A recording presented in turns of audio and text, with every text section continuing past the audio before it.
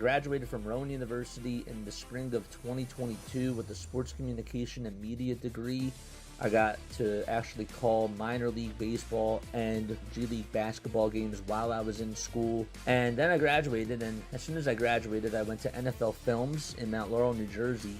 And as much as I loved that experience, I miss putting on the headsets. I decided, you know what, talk is cheap.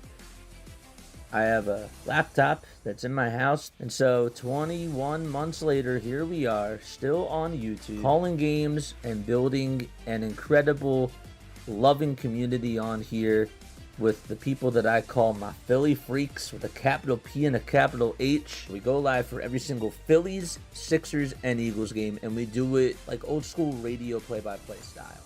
I'm Jason Joseph, and this is Play-by-Play with JJ. I showed a swung on, barreled out to right field. Bye-bye baseball. That baby is long gone.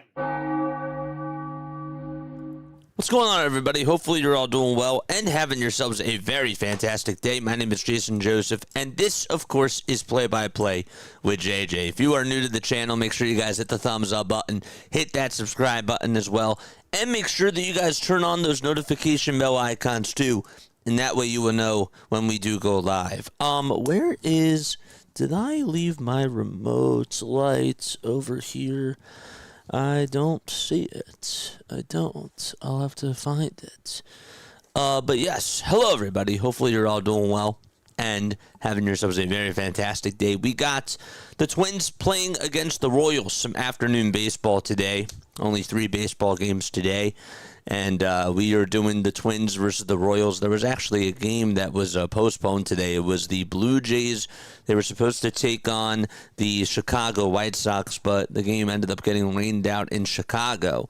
So we're going to Kauffman Stadium instead, and we should be underway in just about a few moments. Hit the thumbs up button and hit that subscribe button as well. Austin Martin is going to be leading it off for the Minnesota Twins. Then it'll be Byron Buxton, Luke Kearshaw, Matt Wallner, Victor Caratini, Cody Clemens, Josh Bell, and Royce Lewis, and Tristan Gray in the starting lineup for the Minnesota Twins.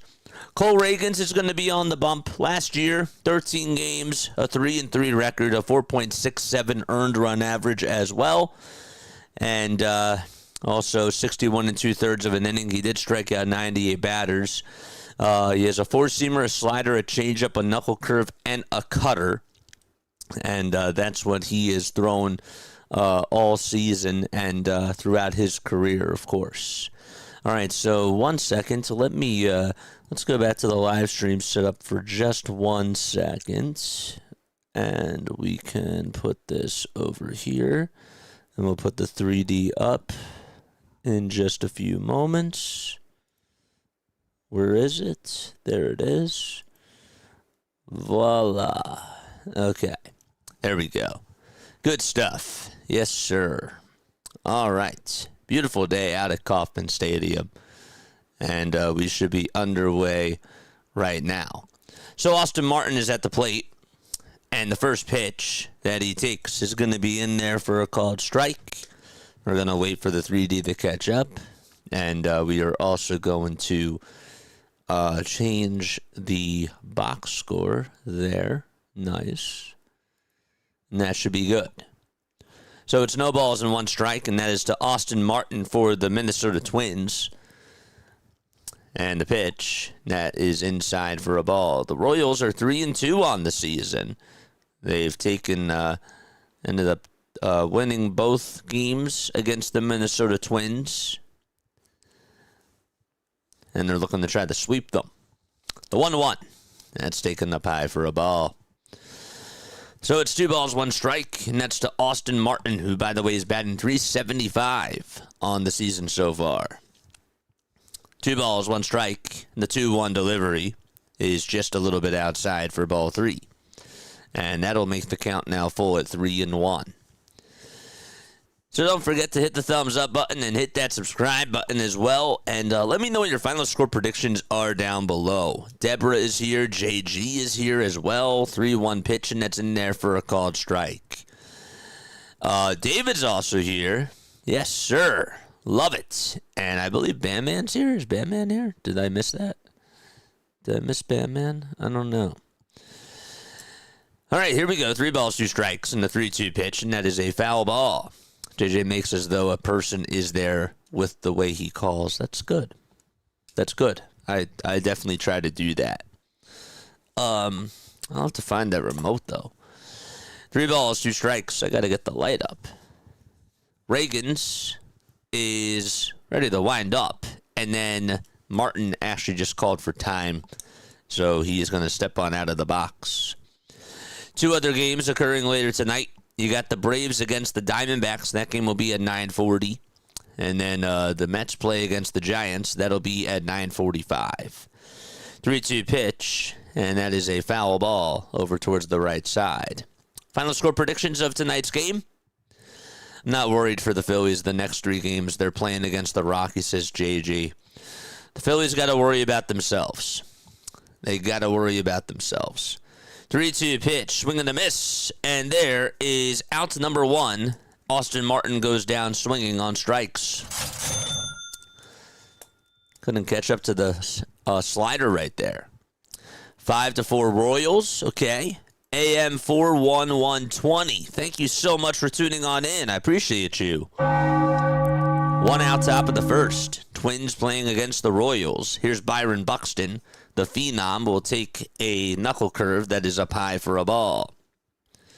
Next 3 Phillies games will be very easy for the Phillies. I got to take it 1 game at a time because we thought that we were going to do really well against the Nationals, and the Nationals put up 13 runs against the Phillies in the first game, and the Phillies almost lost that 3rd game. I'm trying to be a Debbie Downer, but just got to take it 1 game at a time. That's the way that my mind works. 2 balls, no strikes. Reagan's comes set and fires, and the pitch is swung on and missed. That's a changeup that went low, and the count is 2-1. But the Braves play against the Diamondbacks tonight, and then the Mets play against the Giants. 2-1, here it comes. Swing and a miss. That was at 96 miles per hour.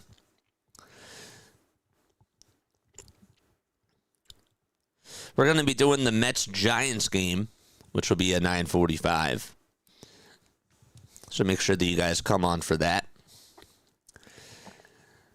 2 balls, 2 strikes. The 2-2 pitch to Buxton, and this is popped up out over towards shallow right field. Caglione is going to call everyone off and make the grab for the 2nd out of the inning.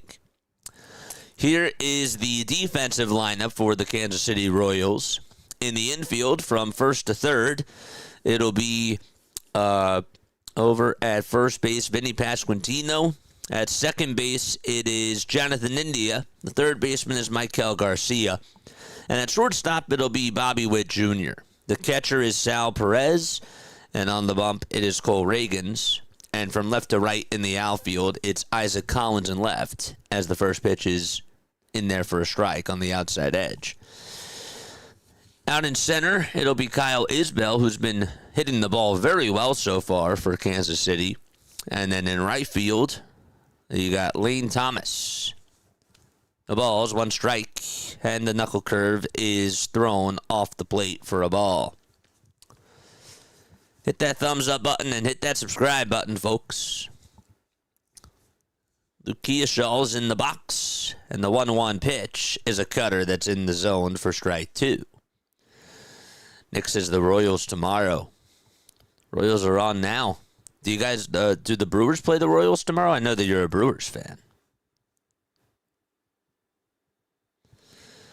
Phillies are a great team. They just have to show it. Yeah. I think the Phillies can definitely get it done. But they got to focus on themselves. 1-2 pitch, and that changeup is fouled off. Cannot take a matchup for granted, that's for sure.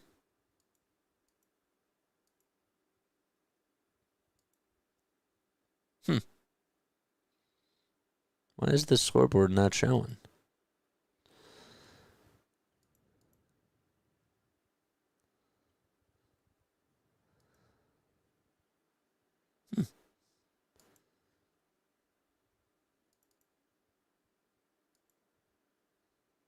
That scoreboard's not showing up. 2 balls, 2 strikes. I'll have to figure that out. 2 outs, top of the first. Keashell in the box, and the 2-2 pitch is a slider that's just fouled off of his foot. Umpires for this afternoon: Corey Blazers, the home plate umpire. Then you got Jansen Visconti at first. Alex Tosi's at second. And at third, it's Andy Fletcher.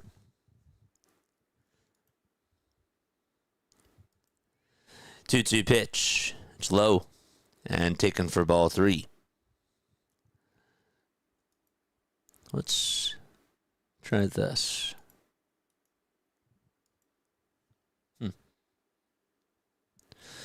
3-2 pitch to Keashell, and he will stay alive. Maybe what I could do is I could copy this, right? Copy.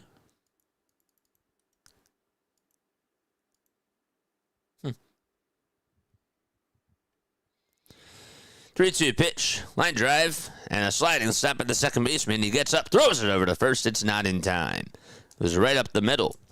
And that's going to be an infield single for Luke Keashell. Bang, bang play, though. And Matt Wallner is going to be due on up next. Tell you, did a really good job of just getting over to that hole. Jonathan India, pretty good defensive second baseman. Just kept it from going on up the middle. And definitely made an effort.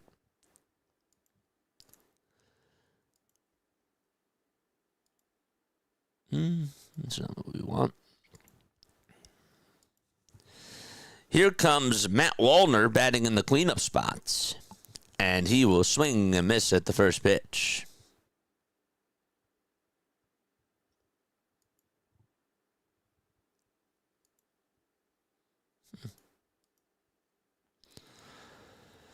Oh, 1 pitch on the way. Fly ball hit out over towards straightaway center field. Isbell will track it down and make the grab, and the inning is over. And we're going to go to the bottom of the first. All right, we're going to take a very quick step off. I will be right back in just a few moments. Don't go anywhere.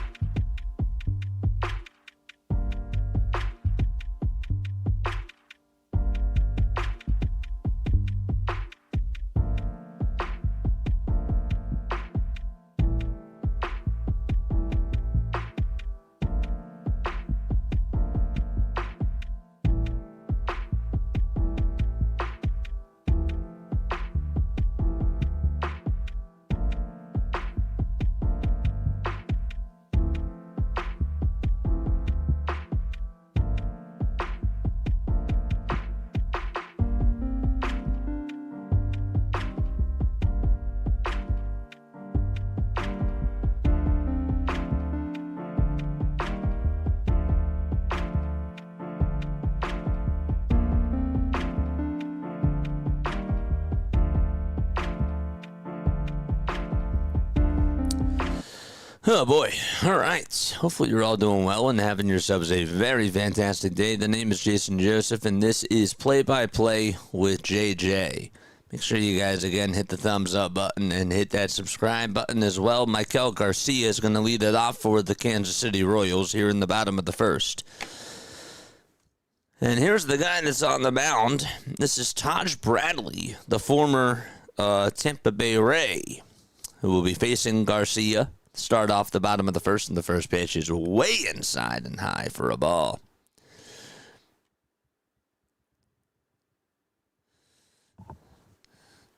"27 starts last year with Tampa Bay and with Minnesota. Ended up getting traded at the deadline. And the 1-0 that he throws is down in the way for ball 2. Let me check out one thing really quickly, chat. No. Okay. Interesting. 2-0 pitch. There's a called strike.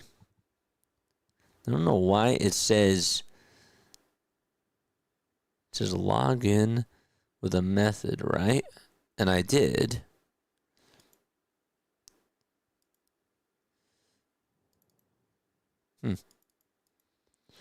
Really, really odd. 3 balls and 1 strike, by the way.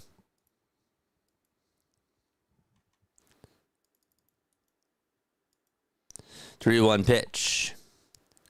And that is a foul ball. There we go. Okay, I got it back on the vertical side.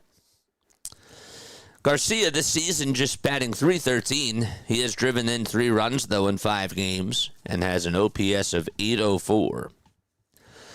Just got word today that the Royals placed Carlos Estevez, former Philly, on the injured list, and they just recalled up Steven Cruz.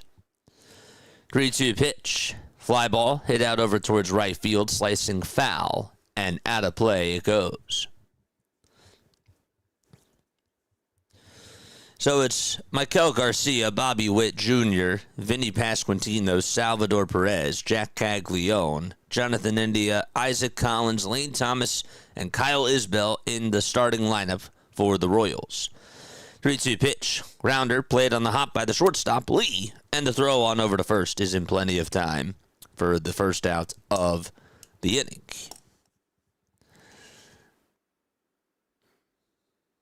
And by the way, over at shortstop is Gray. Excuse me. Tristan Gray's at short. Royce Lewis is at third. And at second base, it's Luke Keoshaw. First base is Cody Clements. Austin Martin is playing out in left field. In center, it's Byron Buxton. And in right, it's Matt Wallner. And the pitch, that's in there for a strike. I'm surrounded by Mets fans. Oof. George Brett is awesome. Shout out to George Brett, man. No balls, 1 strike. There's a 4-seamer that misses down low and away for a ball at 98 miles per hour. Royals are in their royal blue uniforms with the KC at the top of the helmet, painted in white in cursive. Bobby Witt Jr. is one of 5 players in Major League Baseball with 100-plus homers, 150-plus stolen bases within the first 5 seasons of his career. 2 balls, 1 strike to Bobby Witt Jr.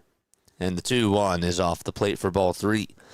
What's interesting is that the broadcast just showed this on their graphic.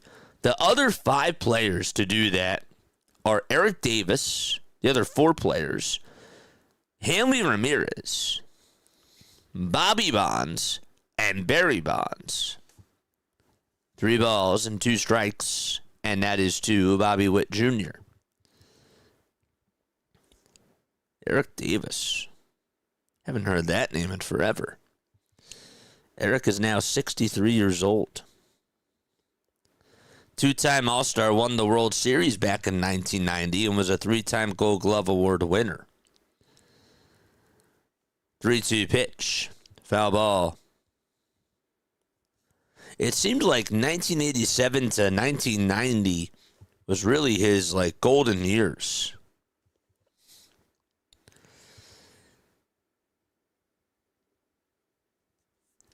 Three balls, 2 strikes. He actually got to play with Barry Bonds. 3-2 pitch. It's a foul ball.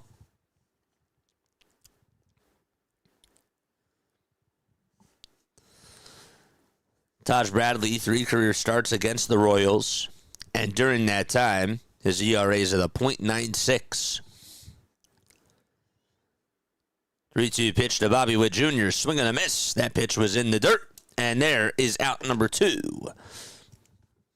Let's go. And up next is Vinny Pasquantino. So Garcia grounded out over to short. Bobby just struck out. And Vinny is up to bat. The pitch to Pasquantino. The curveball is inside and low for a ball. Don't forget to like. Don't forget to subscribe. Then he had that 3-homer game for Team Italy back in the World Baseball Classic. 1-0 pitch, ground ball right over towards the 4-3 side. He pulled it and getting to it and throwing it over to first to get the final out. On the 4-3 putout is Royce Lewis, and the inning is over. All right, so don't go anywhere. We're going to be right back in just a few moments. We will see you very, very soon.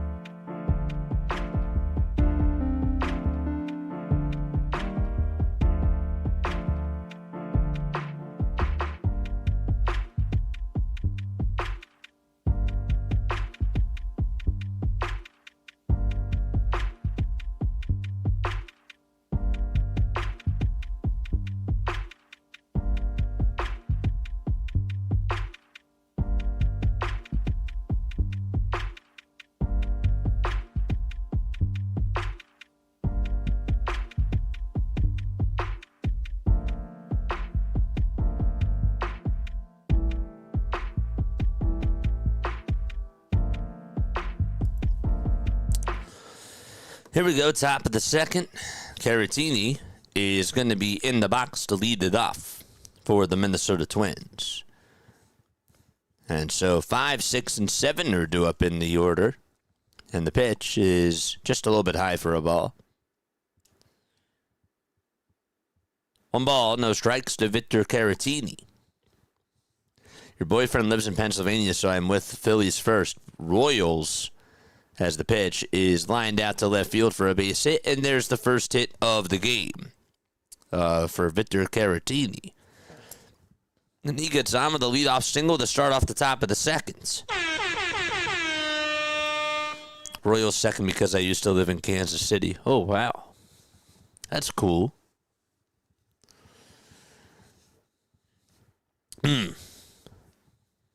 That's awesome. Here's former Philly Cody Clemens playing, of course, with the Twins. And he looks at the fastball that's at the knees for a strike.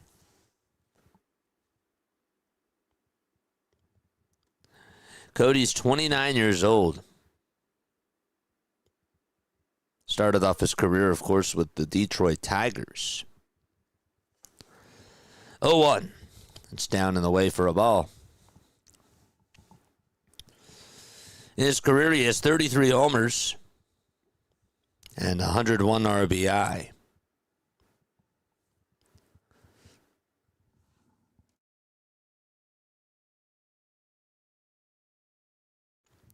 Here's the 1-1 pitch. That's down in the way for ball 2.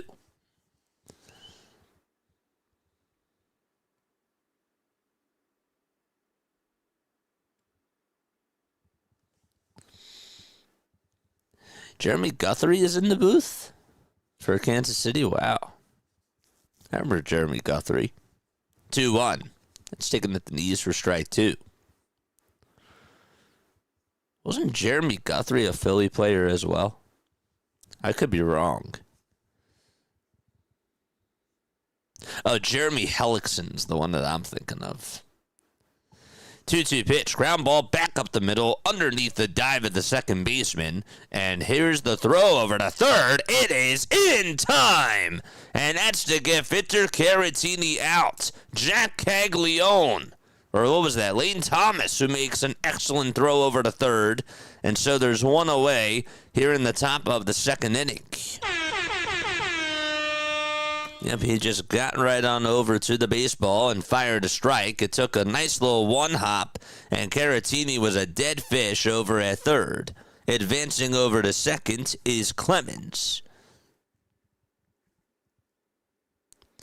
Out at third, and Josh Bell is due on up for the Twins. One away, top of the second, and Bell is going to foul off the first pitch that he sees. And the count is 0-1. How's everybody doing? Even with a loss. I won't say how young or old I am. That's nice. 0-1. That's in there for strike two. If it makes you feel any better. Or, I don't know if it makes you feel good, but I'll be 28 in August.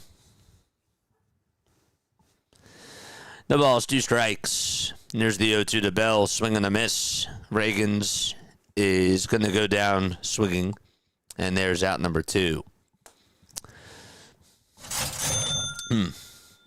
I'm very, very lucky, though, because, you know, I'm really trying to push this, of course, as a career. I'm super fortunate. Royce Lewis is up. And Lewis will take a changeup that misses down for a ball. That was pretty big.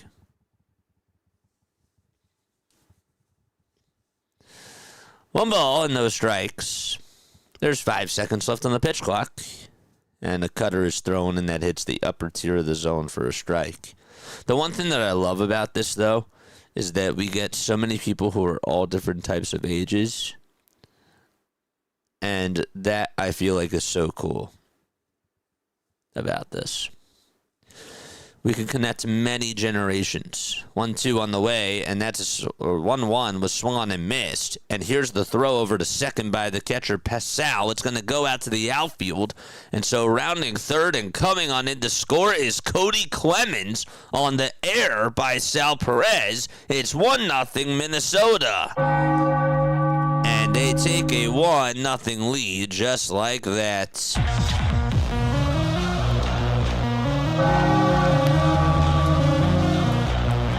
Let's go.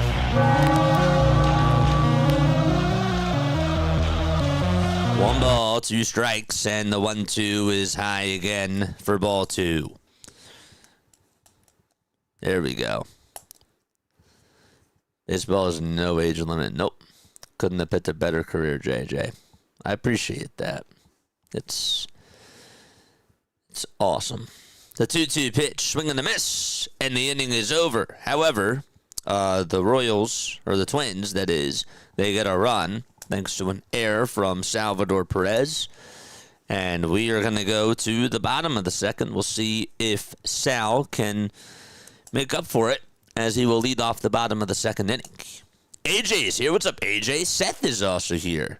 And Clark Townsend, how you doing? What's going on, guys? Let's give you all a little fist pump. There we go.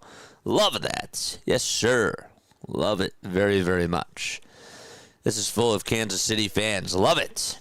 I love it, man. If you guys are rooting for Kansas City or Minnesota, let me know down below. We cover Major League Baseball on this channel. We do Phillies games as well, Sixers games, and Eagles games. But, of course, we want to try to do some more baseball stuff. We love baseball. We really do. Baseball is such a cool sport, and I've been around it for, my 20th year that I can just remember watching games, period. So, I'm rooting for over 9.5. Well, I wish you the best of luck. I do. I wish you the best of luck. And also, by the way, if you guys are also really into like betting on baseball, I do encourage you guys to check out some of our Diamond Zone streams. What we do is during some of the time during baseball season, and we'll probably do it more so like towards the end of April, and we'll start to get it back going, is we do like a red zone edition of Major League Baseball. And it's called MLB Diamond Zone. If you guys want to go check out an episode, you most certainly can. I'm going to post a link to that right now. But yes, if you like fantasy baseball, it's really super easy to follow along. It's basically Red Zone, but it's for baseball. If you're familiar with NFL Red Zone with Scott Hansen, it's what he does, but we do it for baseball, and it's so cool. It's really awesome. So make sure that you guys check that out. We put out a lot of content. We did 62 streams in the month of March. The pitch, Nets down for a ball to Sal Perez. Covered the World Baseball Classic. We did the Phillies, we did the Sixers, and we did March Madness as well. Here's the pitch. That's going to be in there for a strike. It was a splitter. Hey, today with Baseball JJ from outside of Waco. Let's go and get the spoils for the Royals. Let's go. What's up, Tris? How you doing? 1-1 pitch. Ground ball hit over to third. Picked up by the third baseman. The throw to first is in plenty of time, and Sal is retired. Tris, so happy to see you on here. A second favorite team is the Chicago Cubs. You're a Cubs fan? That's cool. I was happy when they won the World Series. Really happy for Anthony Rizzo, for Kyle Schwarber, Dexter Fowler. That was a good team. There's a four-seamer that catches the outside edge, but it's called a ball in the eyes of Corey Blazer. It's 1 ball and no strikes. Jack is hitting .357. And the Twins are actually challenging this. We couldn't necessarily tell that. And the call is going to be overturned. So instead of it being a 1-0 count, it'll be an 0-1 count. Taj Bradley, pitching for the Minnesota Twins, has a 1-0 lead to his advantage. And the 0-1 is taken. That was literally at the same spot. And that's called a ball as well. Jack is not going to challenge that one. Oh, yes, he is. The Twins are going to challenge it, and that's a strike. So it's no balls and 2 strikes. It's the same exact pitch. No balls, 2 strikes. And the 0-2 on the way. And that's a bouncing ball hit over towards the first baseman. And Clemens will just pick it up and tag the bag in one motion for out number 2.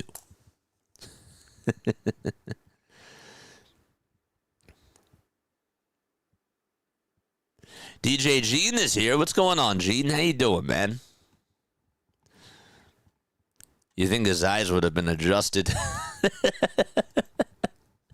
I know, right? If you guys are watching the 3D for the first time, let me know how you guys like it. Here's Jonathan India, who is in the box. India will slap the first pitch foul. Tell you which former Royals player I was just thinking of right now. And that is Billy, oh my gosh, I just lost his name. Billy Butler. Yeah, that's who it was. I was going to say he played for the Athletics too. 0-1 pitch. That's a check swing foul ball over towards the first base side. Billy Butler outscored in Alcides Escobar. What a squad. I was a fan of Alcides. No balls, 2 strikes. 2 away, bottom of the second. And the 0-2 is going to bounce in the dirt. It was actually a pretty good block there by Caratini. And it's 1-2. That sounds good. NFL Red Zone is awesome. Yeah, pretty much like imagine if it's I'll show it to you. 1-2 pitch. There's a fly ball. This one's hit out over towards straightaway center field. Drifting back now and making the catch is Buxton. He came jogging in first, and he misread it, and he had to run backwards, and he caught it for out number 3. So the inning is over, and we are going to go to the top of the third inning, 1-0 Minnesota. So where is it? Yes, let's get the whatchamacallit up. This is Diamond Zone. If you guys want to go check it out, you most certainly can. ! Diamond Zone. Yep. Did a couple episodes of that last year. I don't know why it's not showing up. That's a little bit odd. Let's try MLB Diamond Zone. Or let's try it like this. Will it work now?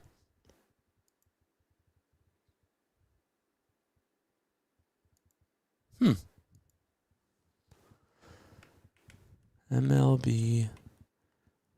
Let's try one more time. ! MLB Diamond Zone.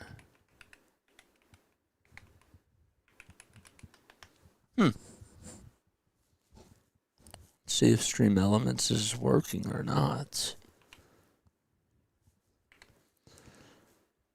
Stream Elements. Oh, wait, whoops. That's why.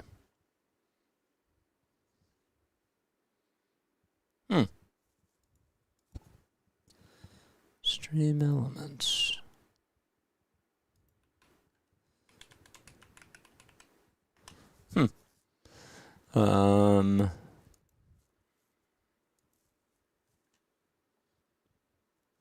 That's a little bit odd. Revenue? No.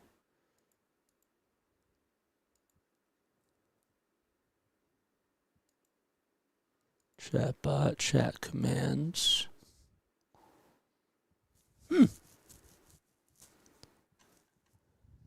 Weird. The pitch is taken for a strike. I don't know if Stream Elements is even working today. Weird. The ball is 1 strike. And the next pitch is swung on and missed. This is to Gray. I don't think it's working. Because are the emails working? !email.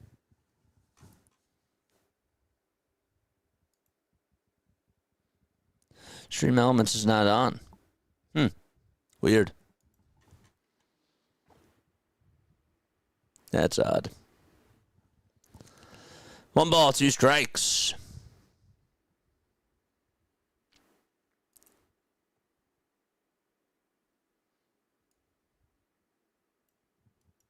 Next pitch is taken for ball 2.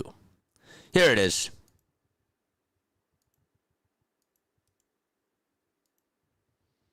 I'm just going to copy and paste it. I don't know why Stream Elements is not working. 3 balls, 2 strikes. And that is to Tristan Gray. That's better. So Gray is in the box for the Twins. The 3-2 is fouled away. Check that out. It was one of our episodes that we did last year. And we changed the scoreboard so it's really easy to follow along. And it's really cool. Sorry about Stream Elements not working. It's out of my control. 3-2 pitch. Swing and a foul tip into the glove for strike 3. And there's out number 1 in the top of the third inning. Love it. So Gray strikes out. That's now 3 strikeouts in a row for Cole Reagans. This guy is going to be a heck of a pitcher for this Royals team. He had a very good year last year. That's why he's their number 1 pitcher. The pitch. That's inside for a ball. This is Austin Martin, who has also been a strikeout victim in this game. Reagans kicks, deals, and the pitch is up high and away for a ball.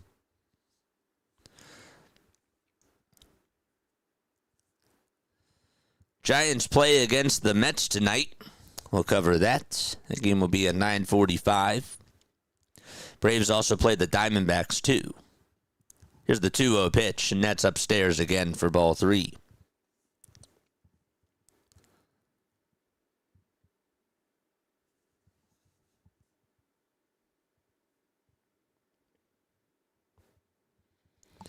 Three balls and no strikes. And the pitch from Martin is taken on the outside corner for a strike. Just saw that Connor Griffin is going to get called up. That'll be really cool to see him. 3-1 pitch. And a called strike. Hits the upper tier of the zone.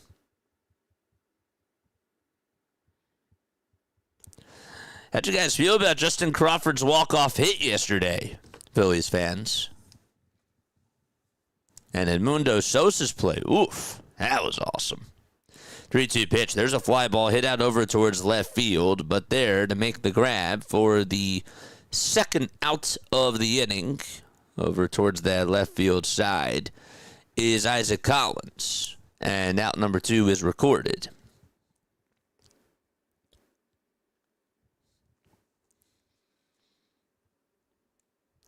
Hit the ball sharply, just right at him.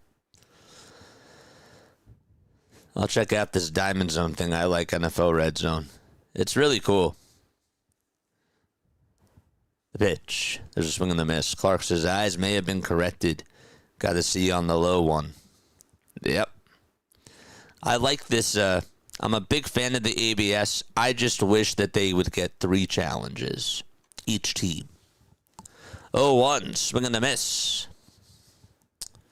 And also, when the game goes into extras, I feel like that you should get an extra challenge. Mouse Gang FX, what's going on? How you doing? A little knuckle touch to you.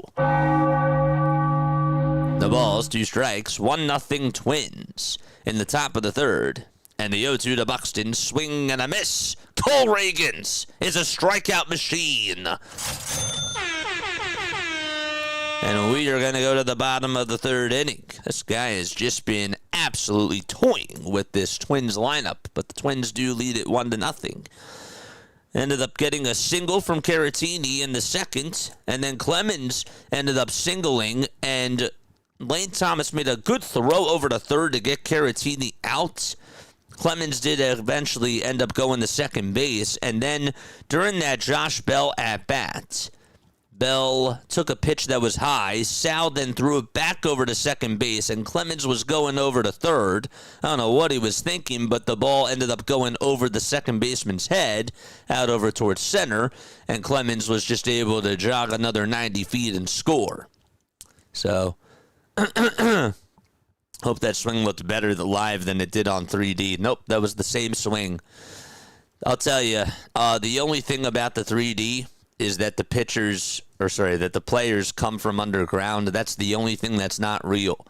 Everything else is real. So even when you see a ground ball that's hit over towards the second baseman, it could say a 2-3 put out, but the second baseman, if the second baseman's right behind second base and that's where the ball is hit, and he just makes the throw over to first and it's a sidearm throw, that's not just a makeup animation. He literally threw it sidearm over to first. So, Deborah says it was such a tense moment to win. They were tied, JJ, but they came ahead and won. I was so happy. I was also like, dang, I missed Justin Crawford's walk-off single. Like, come on, man. Of course, if there was one game I had to miss, it had to be Justin Crawford walking it off. Oof. That's okay. You can't do everything. It's all good. All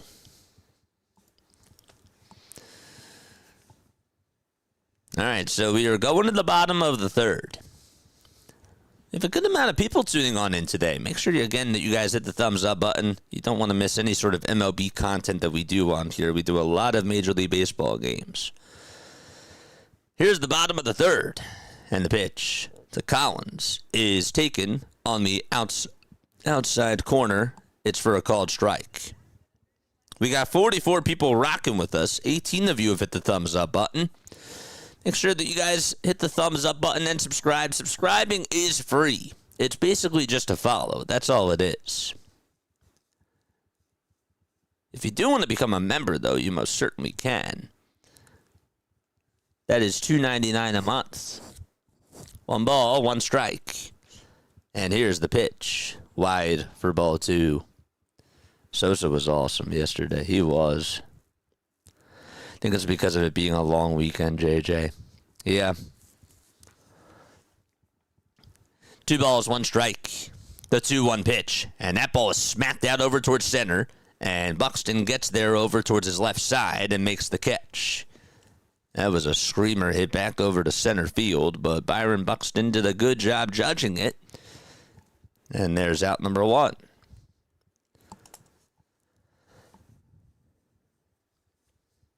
So just a reminder, chat. Tonight we got the Giants-Mets game. That'll be at 9:45. Tomorrow we are doing the Phillies game. The Phillies will be playing at 8 o'clock. Or at 4 o'clock. Pitch. This is going to be popped up over towards the right side. Kearshaw is going to call off Clemens, and he'll make the grab for out number 2. That was Lane Thomas who popped out. And then tomorrow night, what are we doing tomorrow night? We're doing another game tomorrow night. Former Nat, great Lane Thomas. Yes, that's true. And a Guardian, too. It was a good acquisition by the Guardians when they got him at the deadline. Helped them go to the World Series. Or helped them go to the ALCS, I should say. 1 ball, no strikes. This is Kyle Isbell, who is up. The pitch is outside for ball 2. So tomorrow we got Phillies versus Rockies at 4:10. And then we're doing Diamond Zone a little bit later that night around 9:30. That's going to be our first episode of Diamond Zone. I forgot that that's what we're doing. Saturday, no Phillies. We got the Sixers against the Pistons. We're not doing the Sixers tomorrow. And then Sunday, we got Phillies and Rockies at 3:10. And Cardinals and Tigers at 7:20. It'll be the Sunday night game. 2 balls, 1 strike. Kyle Isbell facing Taj Bradley. 2-1 pitch inside.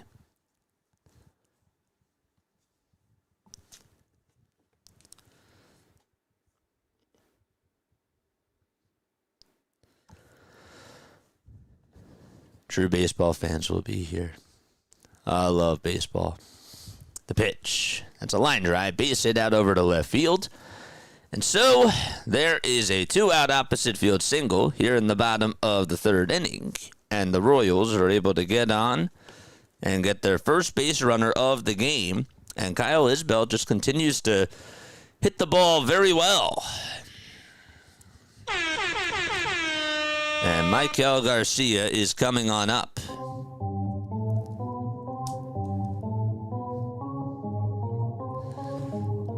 Five seconds left on the pitch clock. And the pitch is down in the way for a ball. Charge!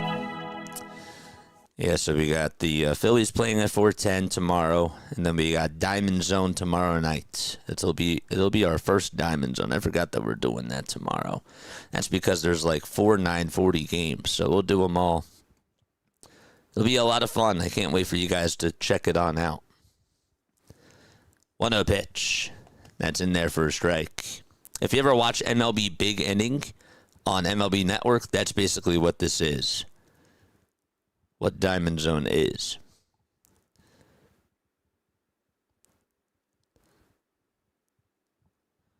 So we might be calling 5 games at once.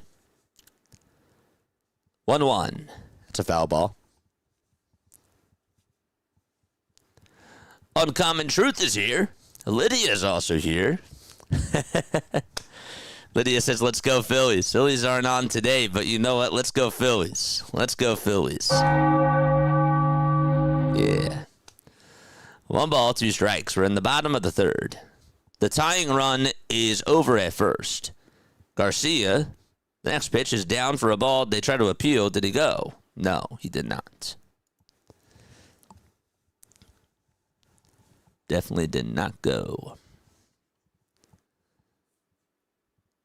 But the Braves play the Diamondbacks at 9:40 tomorrow. Oh, that's going to be weird. So I got to get... Damn. Okay, well, that's good to know. So I got to get Apple TV up for 2 games. How am I going to do this? I have to figure that out. Okay. That'll be interesting. I forgot that we can't just... we'll have to get the iPad out for the MLB.TV games. One of them is not going to be on TV. It's 3 balls, 2 strikes. Okay. I could always put one on the phone and then one on the old laptop. I have options. What am I complaining about? We'll get them all on here. 3 balls, 2 strikes. The toss back over to first. That is not in time.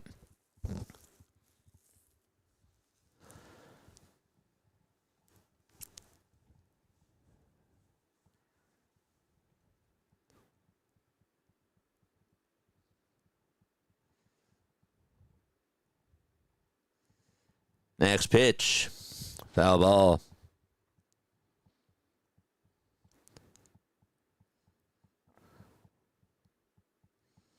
Blue Jays or White Sox. Were the Blue Jays originally off tomorrow?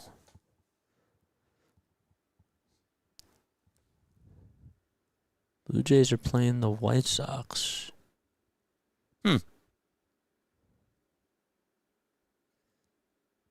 I guess they were probably off. 3-2 pitch, and that's going to be in the dirt for ball 4. And so there is another base runner here for the Kansas City Royals. And Bobby Witt Jr. is going to come on up to the plate. David says, we got to love having options. Yeah. It's always good to have options. Here we go. Big spot for Bobby. Royals trying to tie it back. And a timeout's going to be taken. The Twins pitching coach is going to go out there to talk to his pitcher.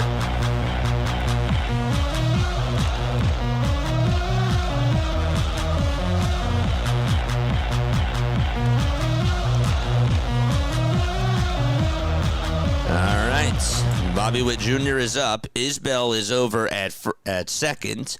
Garcia is now at first. And a big-time spot for Bobby Witt Jr.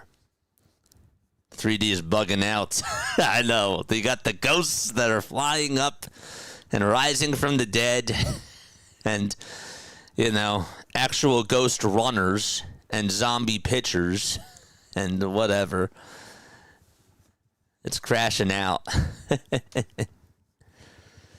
Cole Reagan's 3 innings, 5 strikeouts. He's looking for some help here from his offense. And Bobby takes the first pitch down and in for a ball. That was a cutter.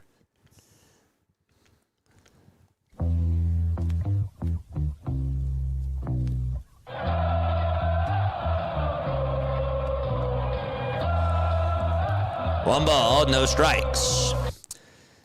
And here's the pitch to Bobby Witt Jr. Swing and a miss. That cutter was in the dirt. It just took a big dip downwards.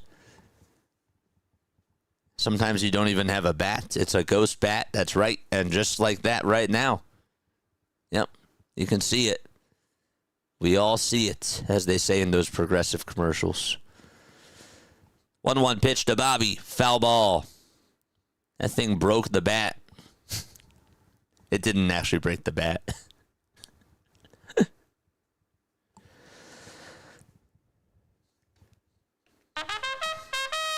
Charge! Isbell's at second. Garcia is at first. Kyle is fast.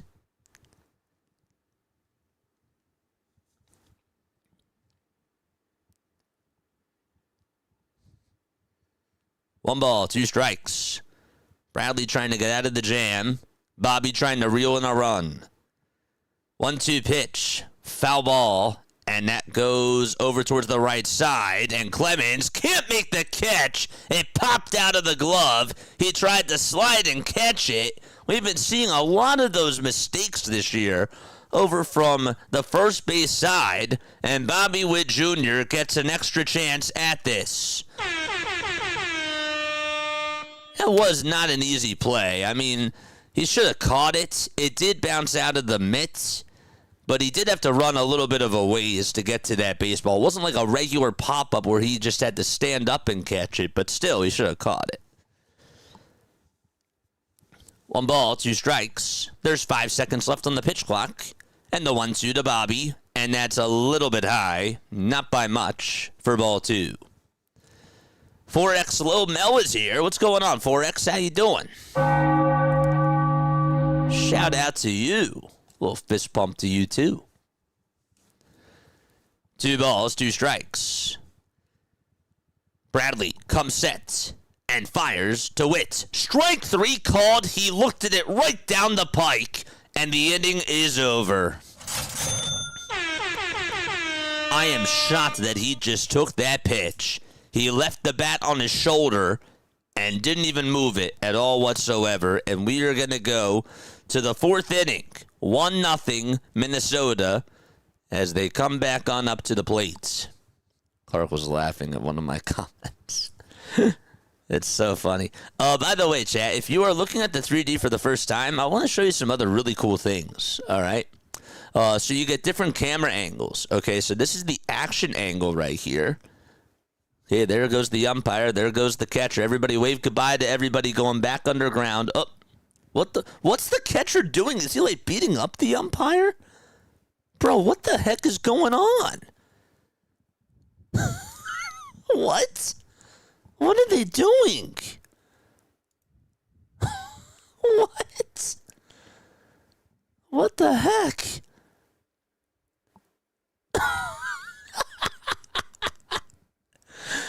I've never seen that before. Bro, they're like kicking each other. Bro. And the batter's just like in the way. What the freak? And then just go back underground. There's like 2 catchers that are out there. These 2 catchers are now talking. Oh, wait, is that the umpire? That must be the umpire, right? I can't even tell. They look like 2 catchers. No, that is the umpire. Bro, what the heck? My favorite part, though, is literally looking at the fans. So, here, look at the fans, chat. Let me zoom on in really quickly, all right? Look at these fans. Do you see these fans right here? You see these guys here? Yeah, they're red, white, and blue balls. That's my favorite thing. And the dugouts are emptied, probably because of all the fighting that was going on. But no, it's always like that. Gotta love the 3D. Bro, they were just fighting. They were just like going at it with each other. Like, chill. Chill out. We still got plenty of baseball left. I get such a kick out of this. I'm going to miss not being able to do this when I'm away on Saturday. Oh, man. But it is what it is. Here's the pitch. That's in there for a strike. They were like kung fu fighting. Dude, what the heck? You just get content out of this itself. It's just the funniest thing. It really is. 0-1, and that is down and in for a ball. Cole Reagans is still pitching, by the way. It's a 1-0 Twins lead. I've never seen that before. That was hilarious. But see, like, look at how they're shifted, okay? Look at how they're shifted over on the infield. The pitch, this is grounded over to third. Garcia has it, throws it over to first, and Keyshaw is safe. Man, he was flying down that first base line. And he is over at first base with the leadoff infield single.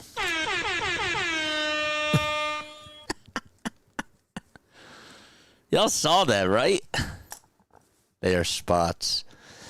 But no, that's the cool thing, though, about this that is real, is that you can actually see, like, where the defense is aligned.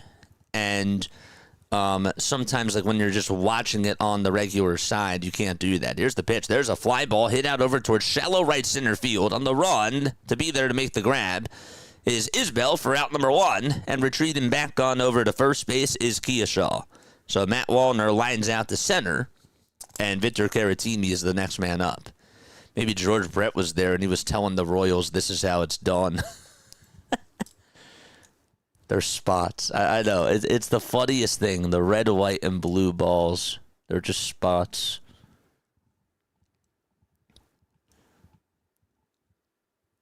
Cole Reagans is going to pitch to Caratini, and the pitch is fouled off. He's been pitching, JJ. The funniest thing, though, that I saw, I mean, that was pretty funny, but the funniest was when we were doing a nighttime game the other day, and then all of a sudden, it just, like, you could just see, like, a light just come on out, and it was, like, daytime, and I'm like, bro, what is going on here? The 3D was just showing us all what the catcher wants to do to the ump, but can't. That's so funny.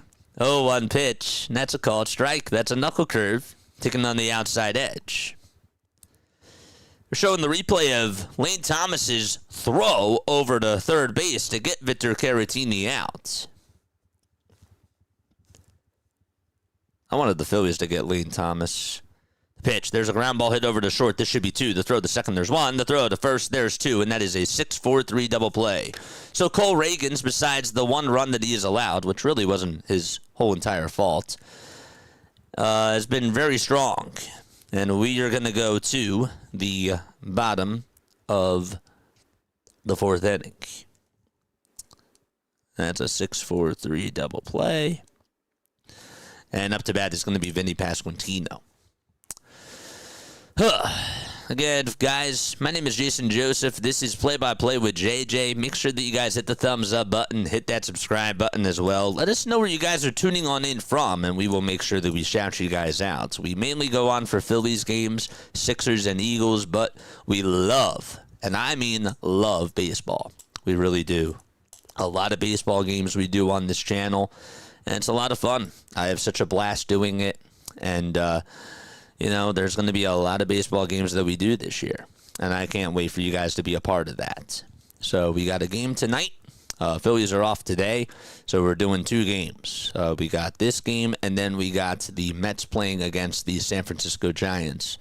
That game will be at 9:45. Tomorrow we got the Phillies again. That game will be at 4:10, and then we got Diamond Zone, our first episode of Diamond Zone this year, which will start around 9:30 p.m. Eastern Time. And we'll probably be calling at least 4 to 5 games at once, maybe even 6, depending on if there's a doubleheader tomorrow between the White Sox and the Blue Jays. So that'll be really cool. But yes, let's go. I'm tuning on in from Lintonia, Georgia, says David Archer. It's great. Justin is here. What's up, Justin? How you doing, man? Hey, JJ. Hope you had a peaceful and relaxing Passover. What a game yesterday. Yeah. I know. We were just talking about how we missed Justin Crawford's walk-off single, but it's okay. You know, it is what it is. I was a little bit sad at first, but obviously we're just going to miss out on some things, and we can't cover them all. But that was really cool. What do you think about the new strike and ball system? I feel bad for the umpires now. I think the human factor in baseball is what baseball is. You bring in a really good point, Ball. What's going on, Ball? How you doing, man? I'll get to your point in just a second. 4X Lil Mel is also here. Yankee Nation, stand on up. It's okay. We have respect for everybody that's in the chat, whether you're a Yankees fan, a Mets fan, a Braves fan. You know, we might not root for the same team, but we still welcome you guys on here. We're a very friendly environment for sure. We just love baseball. We really do. What do I think about the new strike and ball system? Taj Bradley is going to go out there to pitch here in the bottom of the 4th. And Vinny Pasquantino is on up. And Vinny looks at the called strike on the outside edge at the knees for a strike. I personally think that you should get 3 challenges. I think that if you get 3 strikes in baseball, you should get 3 challenges. The 0-1, and that's in there for a strike. It's now no balls and 2 strikes. I agree with you about the umpire aspect of it, but there still is a human side to it. That's why I wouldn't go fully with it. I wouldn't go fully with the ABS system, but I feel like that with all the egregious calls, I mean, there has to be a line drawn, right? You can't just have all of these Angel Hernandez or DJ Rayburn types of calls where these pitches are just not even close. It's no balls and 2 strikes. And the 0-2 pitch is up high for a ball. Now, I think that we're still going to see a human aspect to this, like where the where the managers get frustrated. We still have seen that a couple of times this year where managers go out there to argue with the umpires. But yeah, I agree with you about the human side of it. I totally get that. But I just can't stand all these egregious calls. 1-2 pitch on the way, and Vasquentino is going to smack that foul. And out of play. Do we really have to respect Mets fans here? I mean, we might disagree with who we root for. But, we can say that, oh, man, you're a Mets fan. 1-2 pitch, foul ball. But as long as we just keep it clean, as long as it's not like, oh, man, like, I don't want to see fights breaking out in the chat, that type of a thing. But, everything else is fine. 1-2 pitch. Check swing. He didn't go. The pitch was low. But no, I respect you guys. I do. But man, Mets, I can't stand the Mets. I can't stand the Braves, but you know what? I can tolerate fans. 2-2 pitch. Line drive, base hit out to right field. Vinny Pasquantino gets on with a leadoff single. And he is aboard. He's over at first, and Salvador Perez will be due on up next. Brewers says ball. It's good to see you back on here, man. I'm happy that you're here. There's Harry. Harry the Henderson. Let's go. Charge! That's a great film, by the way. Sal Perez is up, and he swings and misses at the cutter. That movie I have not seen in a very long time. True baseball fans don't care. We love baseball for sure.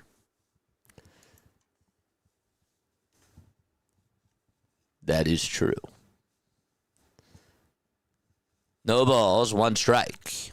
And the 0-1 is up high for a ball.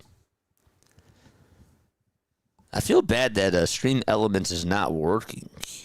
I can't understand why. If the bot must be down or what, but it's a little bit harder. 1 ball, 1 strike, and that's to Sal Perez. And the 1-1 to Sal, swing and a foul ball. Did he foul that off of his foot? I think he did. That's why he gets up and he goes in front of the mound.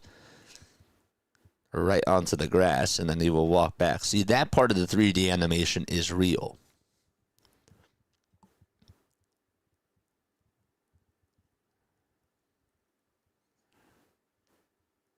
Now they're right off of his toe. Ouch. Thanks, Serena. What's up, Serena? How you doing? What's going on? How's the weather in the Netherlands? 1 ball, 2 strikes to Salvador Perez, and the 1-2 pitch is another foul ball over towards the right side, and out of play it goes. We are on the road to 10,000 subscribers, chat. On the way to 10K.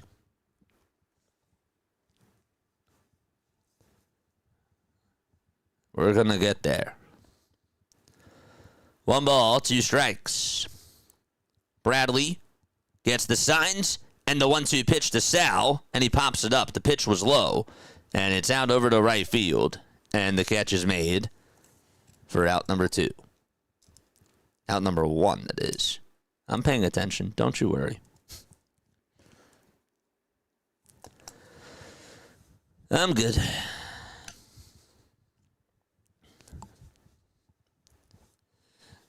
Jack is up to bat. hitting .333 in 5 games this year. 8 seconds left on the pitch clock. Bradley versus Caglione. And here's the pitch to Jack. It's in the dirt. It's a 1 ball, no strikes. Well, we have all the seasons in one day, but for the rest, it's all good here in the Netherlands. All the seasons in one day. Oof. Doc is here. What's up, Dr. Delay? Shout out to you, man. 1 ball, no strikes to Caglione. Bradley gets set again at the belt, and the 1-0 pitch is called ball 2. That was a perfect pitch by Taj.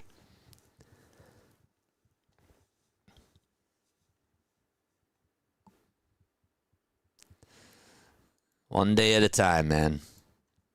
One day at a time.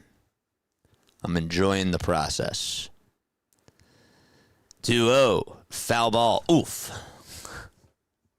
Watch out, JJ. Don't get hit by a pitch. You know what?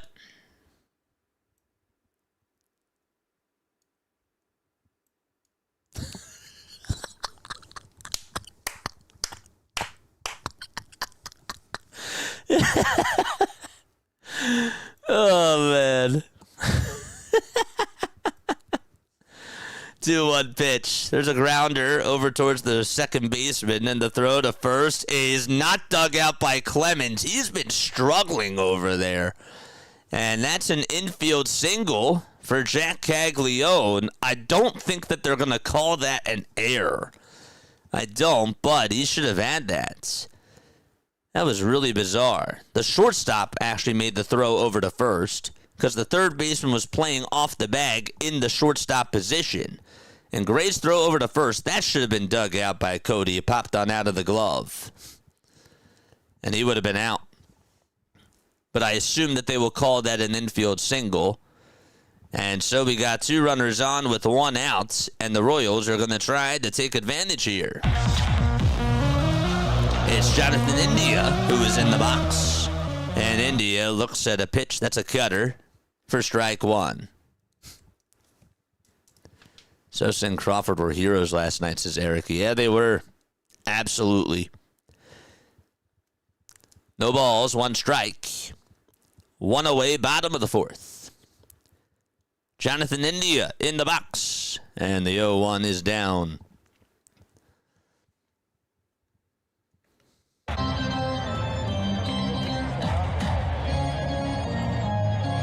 Bomb, bomb. Bomb, bomb. Twins lead at 1-0. Reagans has been pitching well for the Royals. Bradley has been doing his job for Minnesota. And the 1-1 is inside and high for ball 2.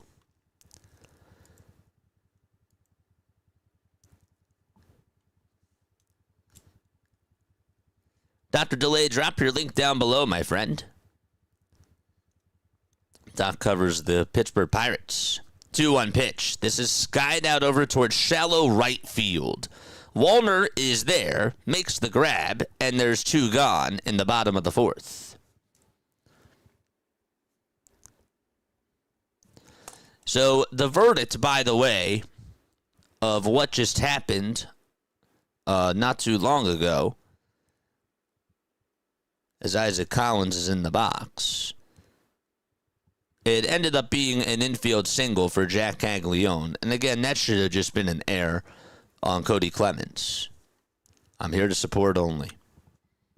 Well, you're always more than welcome to drop your link, my friend. Love you, buddy. 2 outs, 2 runners on, as we are in the bottom of the 4th. And the former Brewer, Isaac Collins, is up. Tying run at second. And the pitch is a cutter in the dirt again for a ball. The Mets have scored 12 runs in their last 5 games, but their average has not been so good. Who am I supposed to root for? Cody Clemens? Or, well, you could root for Matt Strahm. He's on the Royals. Estevez is hurt. He just went on the IL. 1-0 pitch on the way. There's a ground ball. Diving stop by the second baseman. He gets on up, kept it in front of him, but everybody's going to be safe, and the bases are now loaded for Kansas City. and Lane Thomas is due on up. So a runner at each bag. Collins is at first, Caglione's at second, and Pasquantino is 90 feet away from scoring. And this is a jam for Taj. 8 seconds left on the pitch clock, but there's a timeout taken.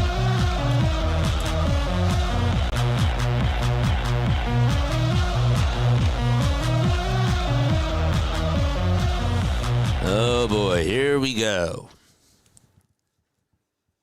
2 gone, bottom of the 4th. Who do you want to root for? Do you want to root for, I'm trying to think who was another former Philly. Mick Abel is on the Minnesota Twins. You could root for Duran's former team. There's definitely ties. Royals, you got Jonathan Bolin on us now. Same thing with Brad Keller. Matt Strom's there. Okay, 2 outs, bottom of the 4th. The Royals are knocking on the door. Thomas looks at the first pitch, and it's high for ball 1. Royals are in their royal blue uniforms. Twins are in their dark blue uniforms with Twins painted in cursive across the chest. And the red numbers on the left side of the belly. 1-0 pitch. Foul ball. Yikes. That thing hit the lights and then it bounced back onto the field according to the 3D graphic. And in real life, it just went into the second deck.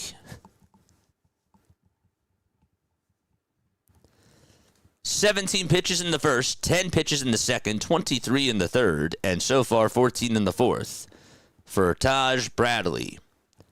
1-1 pitch, and Thomas gets a good cut at it this time. Fouls it off over towards the right side. Clemens looking to see if he has room, and it hits the first base dugout, the top of the dugout for strike 2, which is a foul ball.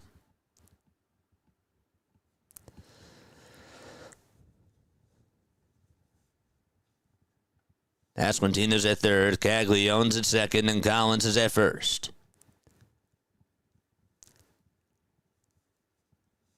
Carlos Estevez just went on the IL today for the Kansas City Royals, so they are missing their closer.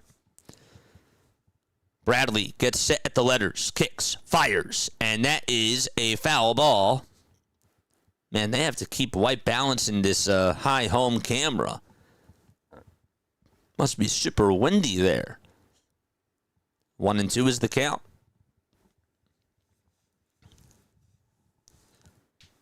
It's a big spot for Lane Thomas, who has been struggling so far this season. First base line wide open. They're playing in the pole. The 1-2 pitch on the way. Thomas is going to pop up another one over towards the first base side. Clemens is not going to have room again as it goes into the fifth row. And the count is still 1-2. Don't forget to like. Don't forget to subscribe. We are at 9,113 subs. If you guys like what you hear, we go on for other baseball games. We also cover the Phillies, the Sixers, and the Eagles. But we do like an old school radio play-by-play style while showing the 3D. 1-2 is the count. 8 seconds left on the pitch clock. Bases loaded. 2 outs. The 1-2 pitch to Lane Thomas. Check swing. Did he go? They say yes, he did. Wow. Big call by Jansen Visconti. And we are going to go to the 5th inning. Wow. He gets out of the jam, Taj. And it's still a 1-0 Minnesota lead. That is a huge strikeout to end the inning.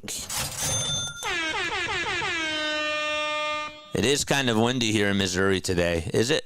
Yeah, I mean, they keep having the white balance, and they keep having to clean the camera lens, so I'm sure that their high home view is really not, it's not so nice to just be able to adjust that. Do you think this guy is going to get a hit? Well, spoiler alert. He didn't. Somebody time me out. I gave a spoiler, sorry. Oh, man. The wind is blowing enough here. It blew my door open. Oof. Wow. Wow, that's not good. Blew your door open? Damn. For the Twins, they will have Cody Clemens, Josh Bell, and Royce Lewis due up to bat. And that'll be 6, 7, and 8 due up in the order. Okay. By the way, folks, if you guys do want to support the channel, you most certainly can. It is, if you want to become a member, it is $2.99 a month. Let's make sure that we do drop those membership emotes. Not emotes, I'm so sorry. Where is my memberships? JJ Links. Here are the socials if you guys want to go follow us on all the social media platforms. Again, for some reason, Stream Elements is not working at this time. I can't necessarily understand why, but we got them all up. So if you guys, again, want to go follow us on the social media stuff, you can. And what else do we got? Diamond Zone, voicemail, memberships. Here is the memberships link. Okay, it is $2.99 a month. If somebody wants to copy and paste some of these things, I would appreciate it. So that way I could do less work. If not, though, it's all good. But all right. Cole Reagans was 62 pitches, 4 innings, 4 hits, 5 strikeouts, no runs, and no walks allowed so far. But there is the memberships link. It is $2.99 a month. You get access to some awesome emojis. We are also going to be doing some more special things with our members too, like Q&As, and that'll be a lot of fun. I'm excited about that. Cody Clemens is up to bat. White batting gloves for Cody, left-handed hitter, and he looks at a four-seamer that's off the plate for ball 1. We got 71 people watching, and 37 of you guys have hit the thumbs up button. What are you guys waiting for? If you're tuning in for the first time, comment down below. Would love to get to know you guys, if you're able to, of course.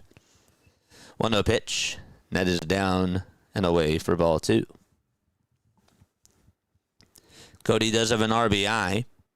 Not in this game. He did score a run earlier in this game. 2-0 pitch. That's outside and low for ball 3.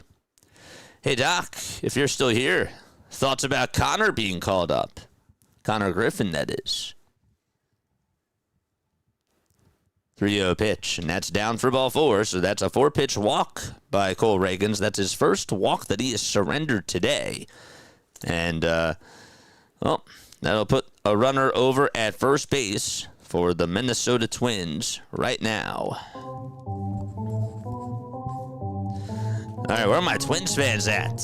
Where are my Royals fans at? Let's go! I need to see that passion. Charge! Here's Josh Bell up to bat, and he takes a pitch that is inside for ball 1. Josh Bell, another former Pirate. Oh, you love Kauffman? Kauffman Stadium? Yeah, I've always wanted to go. 1-0 pitch. That's a strike. For those of you who don't know, I actually used to call minor league baseball games for the Wilmington Blue Rocks. The Blue Rocks were partnered with the Kansas City Royals and also now with the Washington Nationals. 1-1 pitch. Check swing. Did he go? Nope, they're not even going to check it. It's 2 balls, 1 strike. Why no Flyers? Because first of all, I do a lot. I do a lot of games.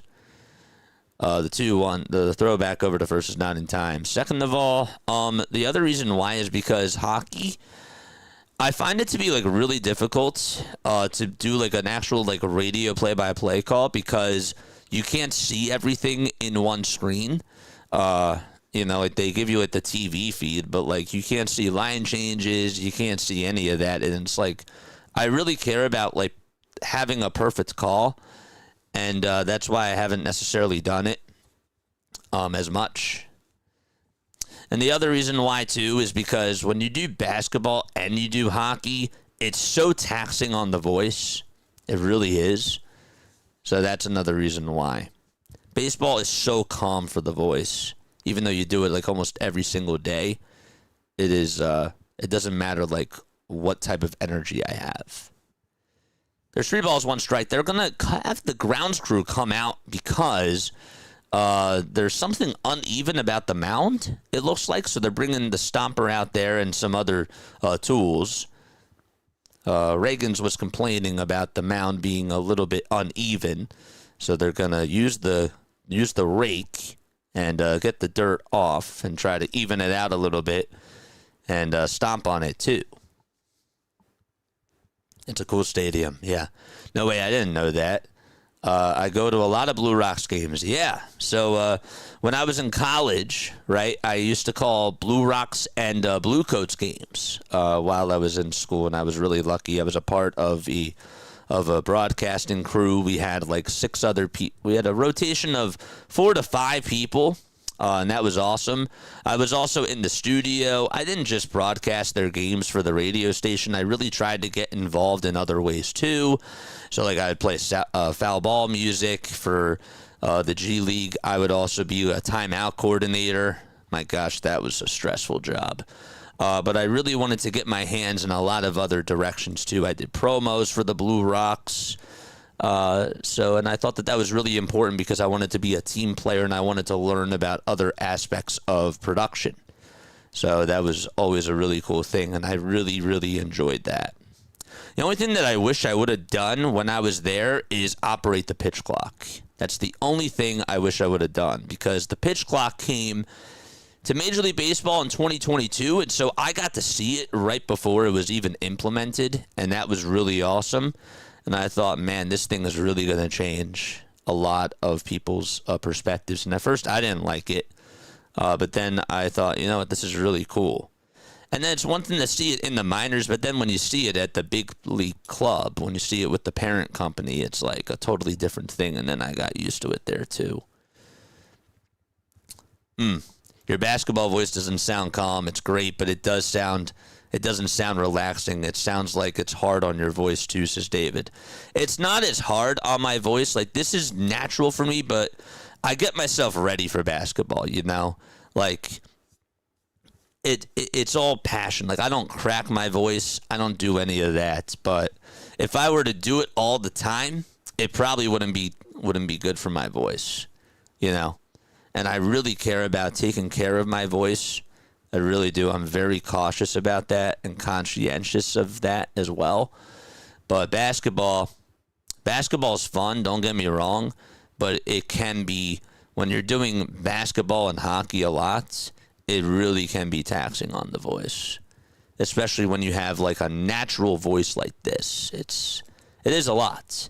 It's not like it's uncomfortable for me, but if I do it too much, it can be, for sure. 3 balls, 1 strike. The at-bat's going to continue right now. Josh Bell is in the box, and the 3-1 pitch is called a strike. It hit the outside corner. Bell is batting on the right side, of course. And the count is 3-2. Excited, but hope we didn't rush him in regards to Connor. We'll probably have a lot of competition tomorrow. I will prevail, says Doc. It's going to be exciting, man. I'm excited for you. 3-2 to Bell. There's a fly ball hit out over towards left field. He didn't get enough of it there. And there is the first out of the inning.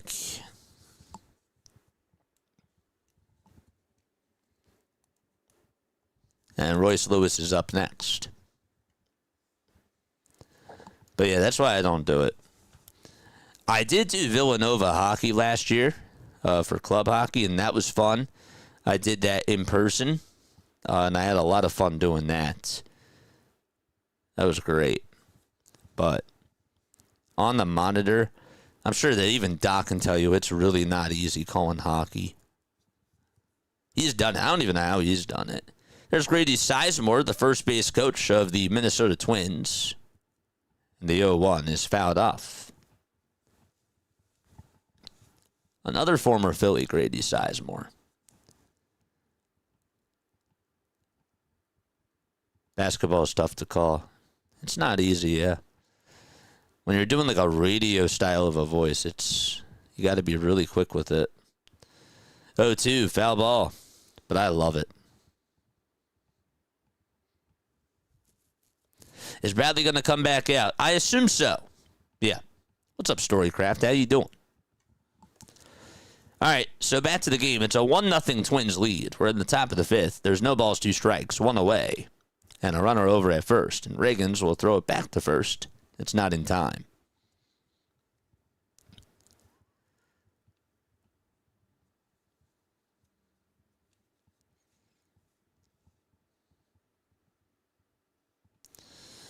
The 0-2 pitch. That's a foul ball. That pitch was off the plate and a little bit high. I don't even know how he got a hold of that pitch. Royce has been struggling so far this year. He's been one of the top Twins hitters, though, throughout his career here. No balls, 2 strikes. Reagans with the 77th pitch, and that's downstairs. In the summer months with the artificial turfs, Doug, that used to be at Royal Stadium and had to be super hot on the field. Yeah, that's a good point. I'm happy that you brought that up. 1-2 pitch on the way. Swing and a miss. He struck him out. Reagans ends up winning the battle. Cole Reagans has just continued to be absolutely dominant in this game, and that is the 6 strikeouts in 4 2/3. And that is beautiful, and there's out number 2.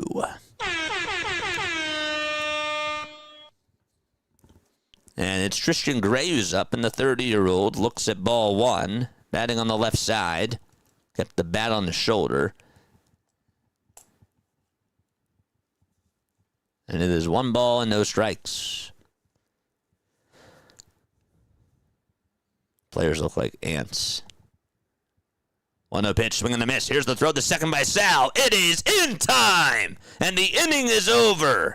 So, getting gunned down over at second is Cody Clemens. He got swiped on the hand. He's laying flat on his back. Oh no, he is hurt. But there is out number 3. Sal Perez guns him down that time. And there's out number 3. Let's hope that he's okay, though. Let's see. He got swiped right over on... He didn't even get swiped on the hand. He got swiped right on the jersey. And he got hurt there. And the trainer is out there to go check up on him. Now, he was not wearing a mitt, at least to my knowledge, so don't quote me on that just yet. But, man, when you dive on in... Oh, no, his nose was bleeding. Oh, that's what problem... That was the problem. His nose. He dove a little bit early, and his nose hit the dirt, and it must have kicked up or something, but his nose... The outside of his nose is bleeding. Looks like that he just took a puck right on over to the nose. And his helmet came off. It probably ricocheted and hit off of his nose.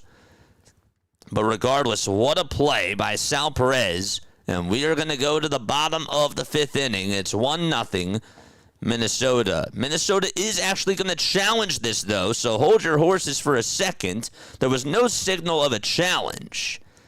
But they are challenging. I thought that it was just because Cody was hurt. But the trainer does have a towel, and he's wiping his nose. Okay, we don't really necessarily have to see that. But they are challenging the play to see if the shortstop did tag him on the jersey before Clemens got his left hand in there. That was a beautiful throw by Sal. The throw most certainly had him beat. The question, though, is he out because Bobby Witt Jr. didn't swipe him on the hand? Did he get him on the chest? And they might have a case here because his right thumb may have gotten to the bag.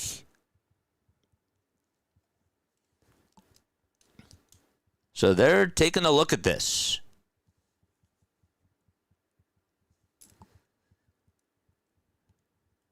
All right, so Minnesota is not going to win their challenge. The call stands. I'd like to hear an explanation about that. But anyhow, we're going to go to the bottom of the 5th inning. The inning is over. What a play by Sal. And Isbell will lead it off for Kansas City when they return to action. Okay. So he gets caught stealing and the inning is done. Boy, oh boy. All right, let's take another sip of water.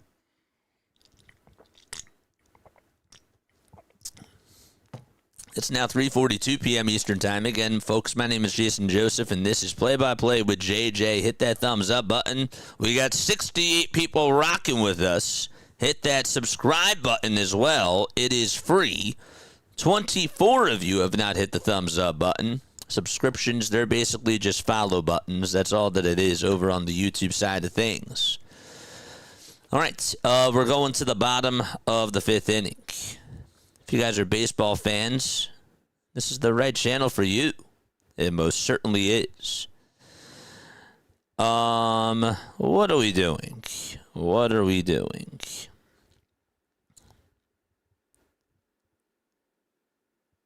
I don't know.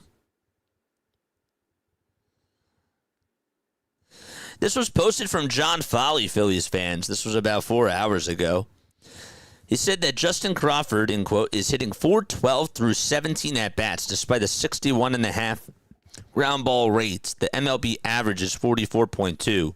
He's showing us why he was able to hit .322 in his minor league career with wildly high ground ball rates throughout. The normal rules just don't seem to apply. And he's great, man. He's a great contact hitter. We've known about this for a while. And we questioned why he wasn't brought up last year because he looked like that he was ready. And I guess the Phillies just didn't want to rush him, but I don't know. The more I watch him now, the more I wonder if, I mean, who knows? Maybe he could have struggled last year. But would have been a panic move, do you think, if they would have called him up? I don't necessarily think so. I didn't think it was in the moment. But, yeah. Cody Clemens still has some blood on his nose over at first base as we continue the bottom of the fifth inning. And Isbell looks at ball one. Nate is here. What's up, Nate? I got this game for under 9.5 for plus 130. That's beautiful.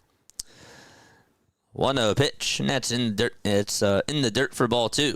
If you guys really like sports betting, if you also are really into fantasy baseball, I really encourage you guys to check out Diamond Zone. We'll be doing our next episode of Diamond Zone tomorrow. It's basically NFL Red Zone, but we do it for baseball.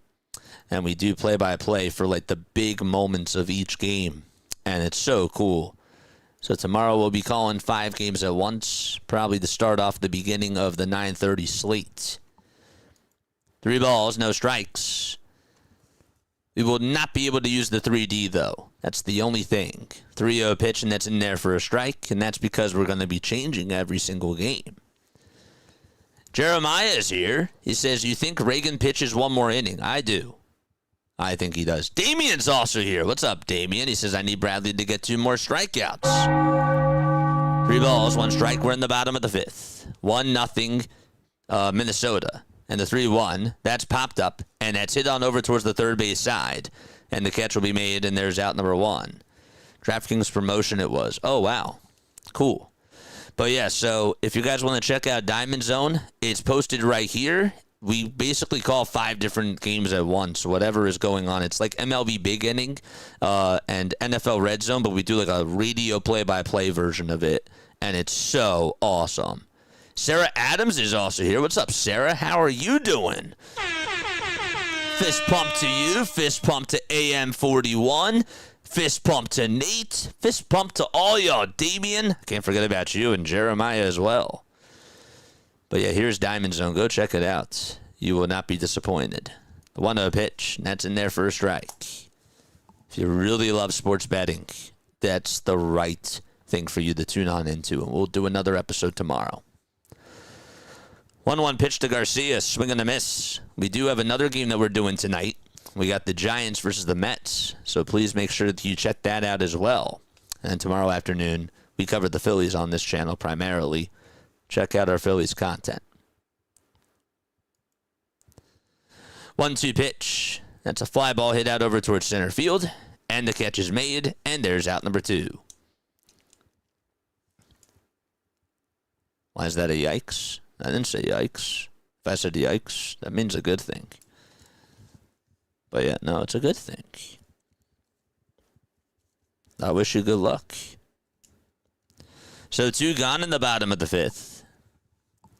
And Bobby Witt Jr. is up. Feels like he just batted not too long ago.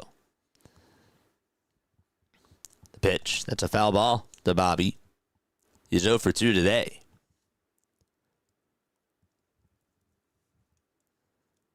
Bobby is 25 years old. He's from Colleyville, Texas. And he'll smack one out over towards left center field. And that's going to be caught by Buxton in the alleyway. And he takes away a base hit from Bobby Witt Jr. And the inning is over. Excellent catch by Byron Buxton. And we are going to go to the 6th inning. It's 1-0 Minnesota out at Kauffman Stadium. Okay. Hey, folks, for those of you who are into sports betting, here's a question that I do have for you. What is the biggest, what was, I mean, I don't want to say biggest payout because you guys shouldn't have to answer that because that's your money, of course. But what was the best bet? What was the best bet that won you a lot of money? You don't have to say how much. You don't have to say, you could say like what the odds are or what the odds were, but what was the best like payout that you got from your best bet? That's basically what I'm trying to ask without you revealing how much you made if you don't feel comfortable sharing. If you do, that's cool. Just out of curiosity. What time is it? It's time for the bats to wake up. That's what time it is. Sarah says 50. Wow.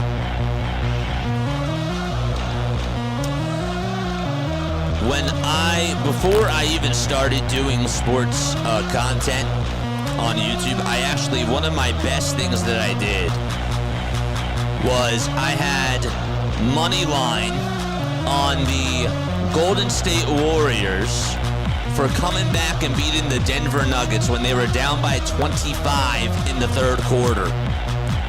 I parlayed that with a Phillies win when they were down by 6. And I think that the odds were at plus 2,500 at the time. But yeah, Super Bowl. Braden's here. What's up, Braden? He says, I've hit like 900 on Prize Picks. Oh, wow. Wow. That's cool. Lauren says 600. What was the bet, man? Nate says I made 200. Plus 200 on basketball. That's pretty cool. My biggest ticket I've hit was $800. 2 nights ago, I hit a 4-prop home run bet and won 600. Wow. That's insane. Do you remember what the prop bet was? The pitch. There's a swing and a miss. Again, you didn't have to say how much you made, but just curious like what the bet was. Both of those, my wager was only $2. That's insane. So the odds must have been like plus 10,000. Something along those lines, right? No balls, 2 strikes. We're in the top of the 6th. Gray is in the box facing Reagans. 0-2 on the way. Strike 3 called. Cole Reagans gets another strikeout. Cha-ching. That's his 7th one of the day. This guy is just such a dominant pitcher. And I'll be honest with you, if he stays healthy this year, he could be a top 10 pitcher, possibly even a top 5 in the American League. Good. The pitch is taken for a ball. It was O'Neal Cruz, Ellie De La Cruz, and Alvarez and Hunter Goodman. Hunter Goodman, shout out to him. JJ, we need the bats to stay quiet, says Nate. Oh boy. Gotta shh those bats.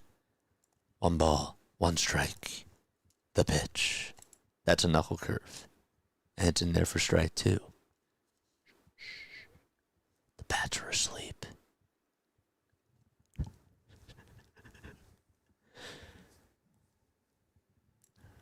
Reagans gets set at the letters, kicks, fires, swing and a miss, and there's another strikeout for Reagans. Maybe that woke him up. What's up, Sarah? I was just gonna ask. Please don't spam this. Please don't spam the chat, Sarah.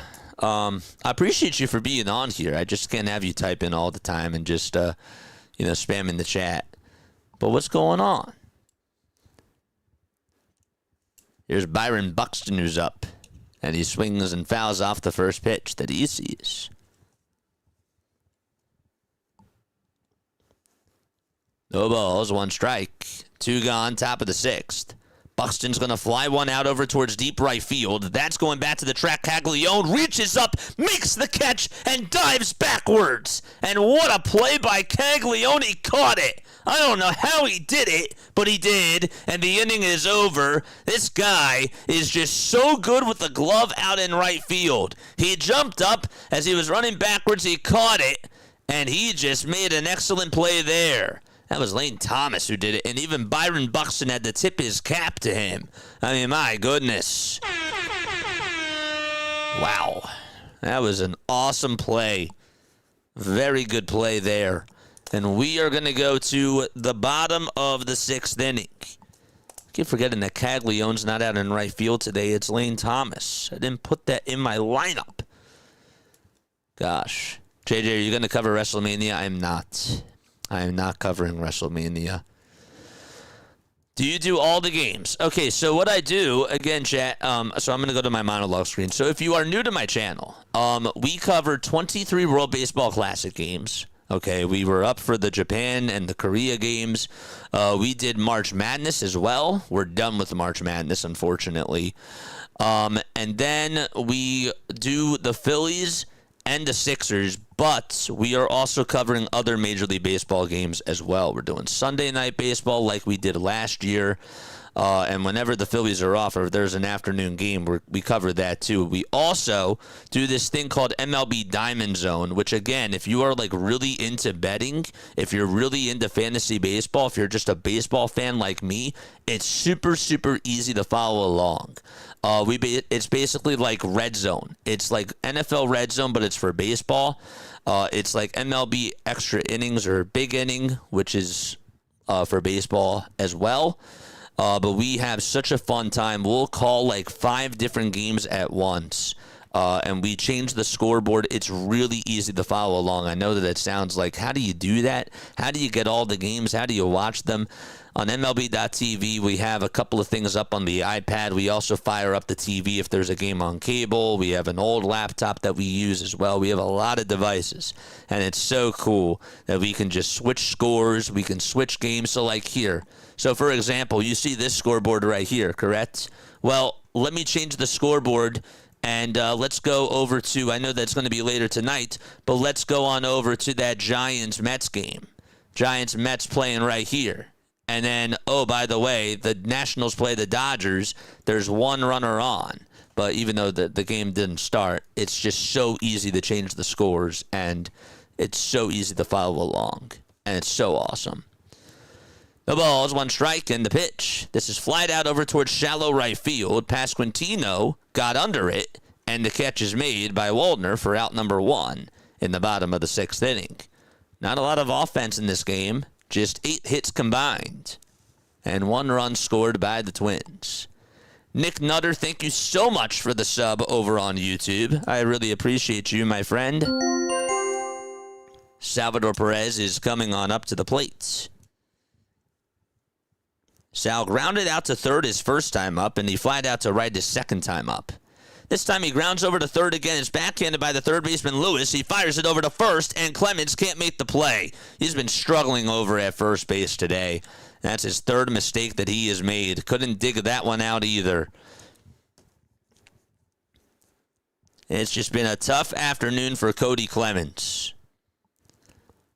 Lewis made an excellent throw, too. It took a 1 bouncer, and it was right over to Cody. He lost his balance, and he was lucky that Sal was able to jump over him, because if he hits him right there, that's a bad collision.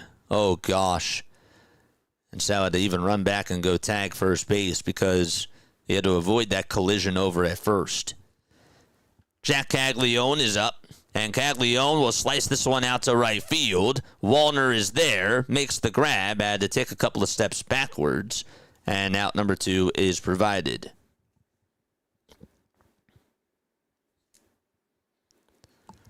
I guess that they're going to call that an infield single. But another mistake by Cody Clemens. He's making a lot of them today. Yep, they called it an infield single.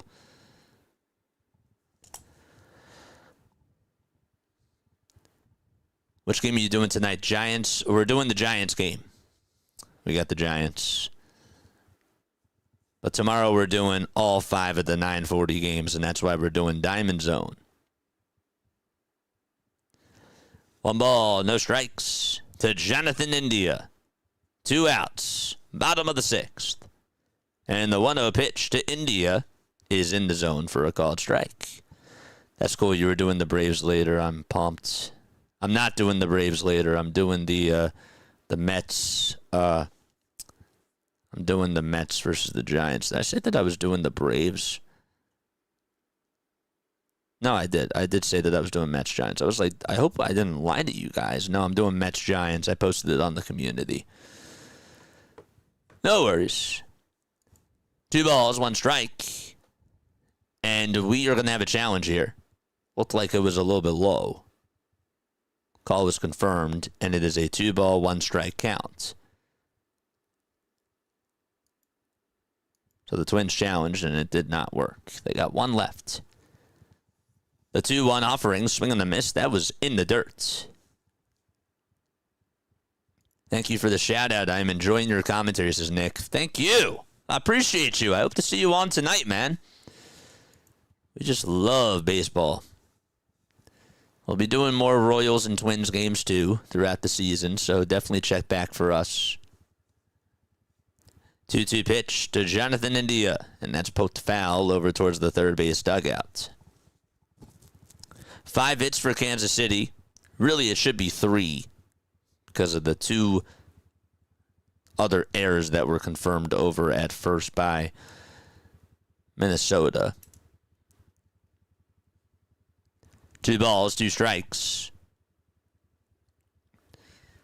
Taj Bradley with pitch number 100 coming on up. This will probably be his last batter. The 2-2 pitch on the way. Fly ball hit out over towards center field. Buxton will drift back over in front of the track, turn over his shoulder, and make the catch. And the inning is done. Taj Bradley, well, he got into a couple of jams, but he got himself out of it. And he is going to have a 1-0 cushion still. As we go to the top of the 7th, the Twins will have Kearshaw, Wallner, and Caratini due on up in the order when they do return.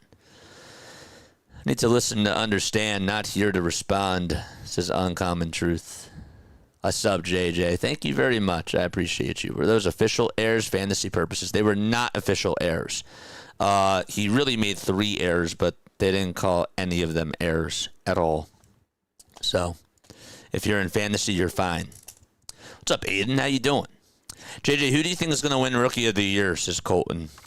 In the National League, probably, as far as now, I'd say Crawford is up there, but I would say that maybe McGonigal should be up there too. I'm going to say him first. I haven't really kept up a lot with the rookies this year, so I can't fully say. In the American League, oh man, who's a rookie that's been dominating so far? I'll say I will say Ye Savage. I think Ye Savage is going to win Rookie of the Year. And I don't think that he should be considered to be a rookie. And this is a hypocritical comment because in the NBA, I said that Ben Simmons was a rookie, and I defended Ben Simmons when he was a rookie, when he was in his quote-unquote rookie season, which was his 2nd season, and people that were fans of Donovan Mitchell was like, oh, he's not a rookie. But I know, it sounds very hypocritical of me. But now that time has passed on, Ben Simmons was, in my opinion, not a rookie. not a rookie. He wasn't. If you're in the league the first year and you don't play any games, that's your rookie season. Your first season that you enter into the league and you play at the highest level, that's your rookie season. Oh, boy. All right, Matt Strahm is going to pitch. Strahm played with the Phillies from 2022 to 2025. This season, 2 games, 2 holds, and a .60 whip as well. Don't forget to like and don't forget to subscribe. Infinity Canvas is also here. What's up, Infinity Canvas? Top of the 7th, 1-0 Twins. And here's the pitch to Keashal, and that's a foul ball back over towards the screen.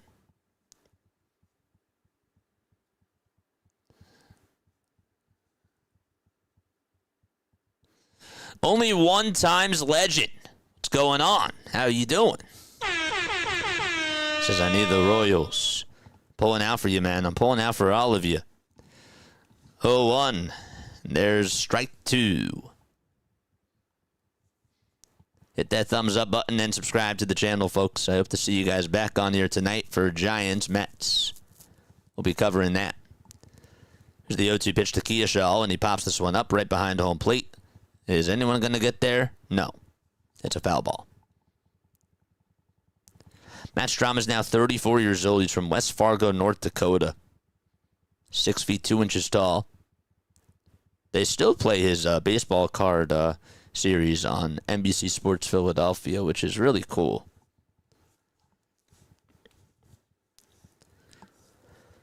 Keashal today 2 for 2 with 2 singles. 5 seconds left on the pitch clock. And the 0-2 pitch on the way. Foul ball. Twins got their lone run. And that was back in the 2nd inning. Clemens was over at 2nd. And he was going over to 3rd on a pitch to Josh Bell. And Sal Perez threw it back over to 2nd base. As he was going over to 3rd, the pitch or the throw went into the outfield. And Clemens scored. 0-2 pitch, swing and a miss, and the throw to 1st on the drop strike 3 is in plenty of time, and out number 1 is confirmed in the top of the 7th inning.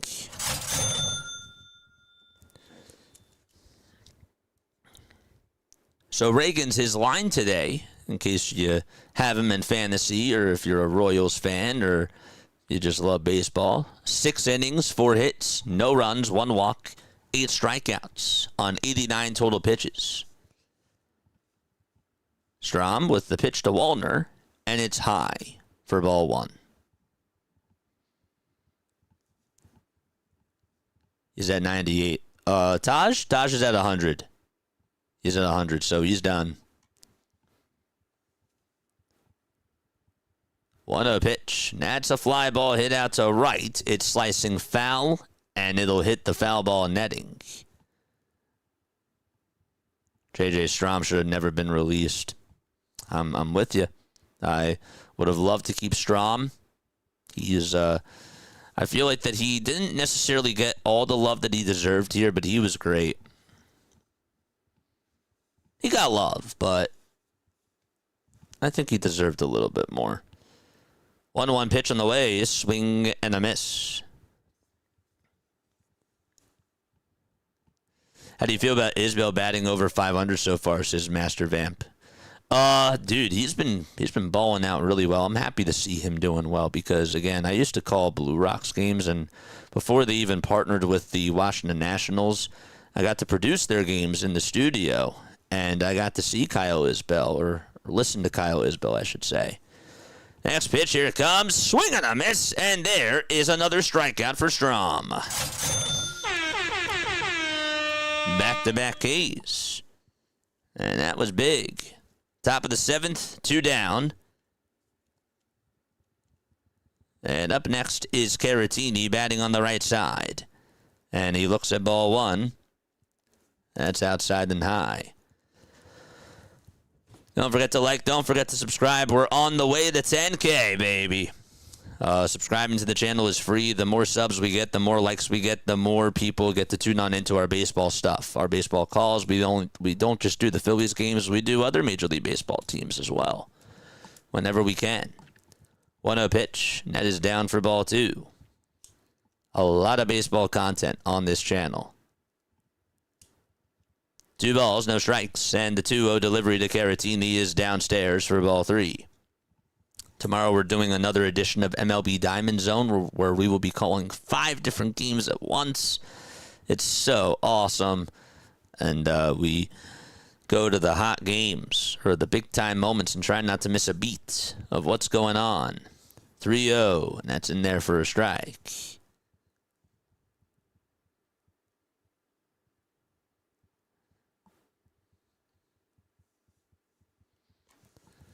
One nothing Twins, top of the 7th. It's been a quickie so far.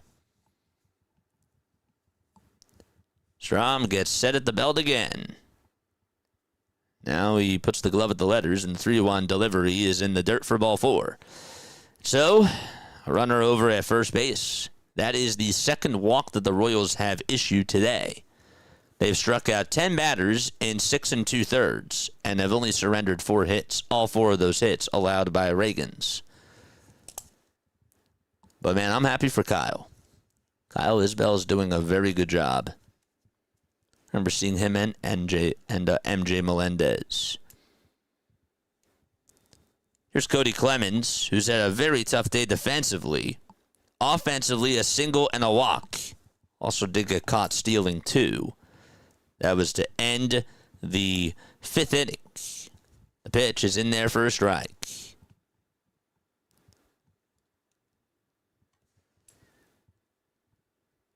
Five seconds left on the pitch clock. And the 0-1 offering is a strike on the outside edge. For strike 2, it was a slider.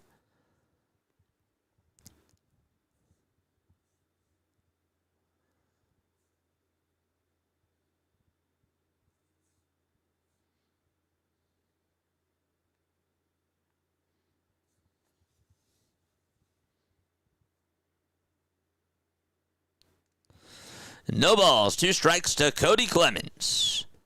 5 seconds left on the pitch clock, and the 0-2 is outside and low for ball 1. How about Drake Baldwin for the Atlanta Braves?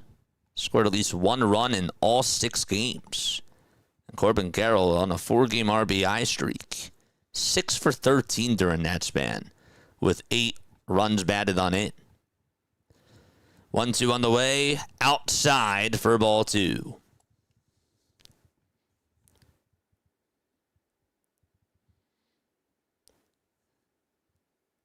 guys believe that the Sixers are back in the 6th seed? That's unbelievable. If they could avoid that play-in tournament, that would be awesome. 2 balls, 2 strikes, and the 2-2 to Clemens. He'll slice this one out over to left center field. On the run to make the grab, though, for out number 3 is Isaac Collins, and we are going to go to the bottom of the 7th inning. It's 1-0 Minnesota, and the Royals are going to come back on up to the plate as the side is retired. All right, okay. If you are new to the channel, what I like to do is I like to give shout-outs to people that are tuning on in. So what you're going to do is you're going to say where you're from, where you're tuning on in from. That's basically what it is. And I'm going to shout you out right now. Let's go. Let's get active in the chat, baby. Come on. Where is everybody tuning on in from? Hockey has to be the most unforgiving sport to bet on, says Nate. I hear you. Dr. DeLay says I'm back. Left you on good, sir. Thank you very much. Thank you for lurking, my friend. Where's everybody tapping on in from? Let's shout everybody out in the chat. Let's shout out the people. Vegas. Alex says I'm tuning on in from Vegas. Philadelphia. Easy Media. Shout out to Easy Media. Yes, sir. Nate is tuning on in from Ohio. Ohio. Hello. Delco, New Jersey. Batman. Shout out to you.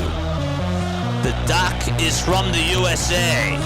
United States of America. Let's go. Master Vamp with an X. Thank you so much for the sub. I appreciate you, my guy. Yes, sir. Boy, oh boy, we love baseball. And if you do too, hit that thumbs up button and please, please, please subscribe to the channel as well. Yes, yes, yes. All right. So again, tonight we got the Mets taking on the Giants at 9:45 p.m. Eastern time. So please come back on for that. Tomorrow we got the Phillies against the Rockies. Of course, you can see it on the hat. That's who we mainly cover for baseball. But we also have Diamond Zone tomorrow night as well. Toronto, says Norman Paul. Dallas, says Aiden Wagner. I love it. I love it very, very much. Here's the pitch. That's in there for a strike to Isaac Collins. This is Cody Funderburk that is pitching. 3 games, 1 hold, a 6.75 earned run average. Opponents are batting .400 against him. Those are left-handed opponents, I should say. And the pitch is fouled away. No balls, 2 strikes. You'll get a lot of Phillies, Sixers, and Eagles content on this channel, but you get a ton of baseball content as well. We also did March Madness. Really trying to dive on in and get to that 10K marker. 0-2 pitch, foul ball. Do like an old school radio play-by-play style as well. Let's go, Phillies. Let's go, man. Is this your first stream, my friend? Is this your first stream? If it is, shout out to you. No balls, 2 strikes. There's 3 seconds left on the pitch clock. The pitch on the way. There's a fly ball hit out over towards left field. If it's fair, it is gone. It is a foul ball. I've learned that when it goes over towards the left or the right field side, take that extra pause. Because there have been a couple of times where it has been wrong. We saw one hit the pole that holds the foul pole, and if it just hits that little wire, that wire that holds the foul pole together, that's a foul ball. 0-2 pitch. That's down in the way for a ball. That was during one of the Phillies games earlier this week. Sometimes also the camera doesn't necessarily capture where the ball is. 1 ball, 2 strikes, and here's the 1-2, and that misses outside for ball 2.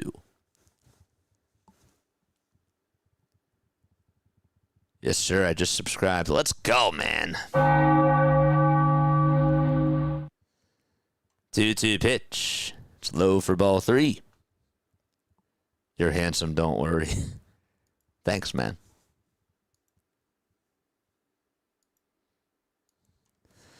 Three balls, 2 strikes. Collins in the box. The 3-2 pitch on the way. Swing and a miss, and there is out number 1 in the bottom of the 7th. Isaac Collins is down on strikes, and Lane Thomas is coming on up. They're showing a replay of his assist that he had over to third base. Made an excellent throw, and also his beautiful catch that he made out in right field to end what was the 5th inning. Funderburk versus Thomas, and Thomas behind in the count, 0-1 on a strike down the middle.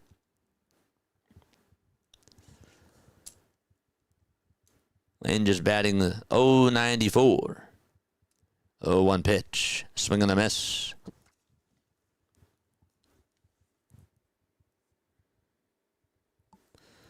The ball's 2 strikes. There's 5 seconds left on the pitch clock. And the 0-2 pitch, check swing, did he go?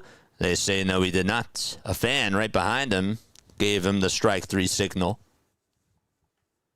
But that does not count. Clearly.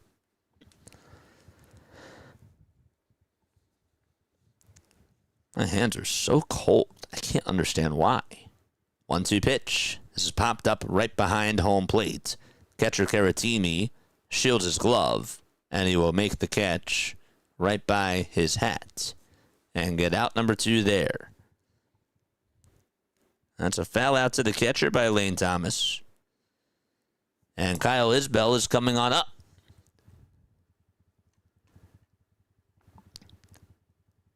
We lost internet due to the wind, JJ. Oh, boy. Wind is a pain here in Missouri. I hope that you guys are all right. Please be safe. The pitch. It's going to hit the outside edge for a strike. So, again, the Twins lead at 1-0. Reagans went 6 innings for the Royals, allowed 4 hits, 1 walk, 8 strikeouts. Strom also did pitch, 1 inning and 2 strikeouts he had for Kansas City. The 0-1 is outside for a ball. And for the Minnesota Twins, Taj Bradley, wrong athlete. Taj Bradley went 6 innings, allowed 5 hits, no runs, 1 walk, and 3 strikeouts. And Funderburk, that is going to get out of the inning here as the fly ball was hit out over towards deep left field, but it's going to stay in the yard. The catch is made, and the side is retired. We played 7 innings of baseball, and we are heading to the top of the 8th. It's a 1-0 Minnesota Twins lead. This game is just flying on by. Boy, oh boy. Let's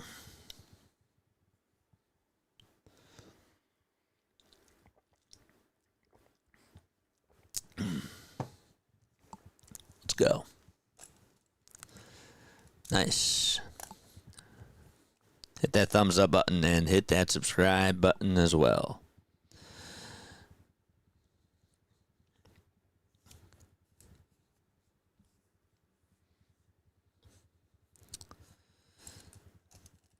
You know, the one thing that I love about baseball, and there's a lot of things that I love about the sport, but something that I don't necessarily think gets talked about enough is this.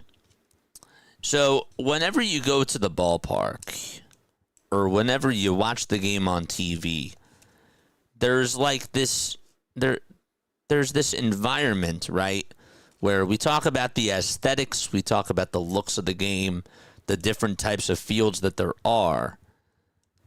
But the one thing that's always really fascinating to me is when you see all those people that are in that stadium. Like, how did they keep it clean? Like, how did they hire, like, all these people to just, you know, be able to keep up with all the work? Like, the janitors, the people that work in retail over there. You know, that to me is also really fascinating, especially when you think about Citizens Bank Park, where the park is, like, sold out a lot of times. Dodger Stadium, the Yankees, all those employees, all those people that work there that we don't even think about, the people that are in the production booth, the people that are just working for the organization or they're freelancers. Like, how does all that get put together? To me, it's like so fascinating. And then you think about the people that operate the elevators and the security. Like, there's a lot of people that really do a lot of work, you know? And it's just so fascinating to me how we get to watch this sport. And it's really for any game, right? It's not just for baseball. It's for every other one too. But for baseball specifically, they're there almost every night. Unless, of course, they're away. But, you know, you could be there for 7 games in a row or a 10-game homestand. 2-0 pitch, and that's inside for ball 3 to Josh Bell. 1-0 Twins. They got their lone run back in the second inning on an error by Sal Perez. 3-0 pitch, and that's skied out over to right field and slicing way out of play. Can't even see where the ball landed. May have just left the stadium into the third deck.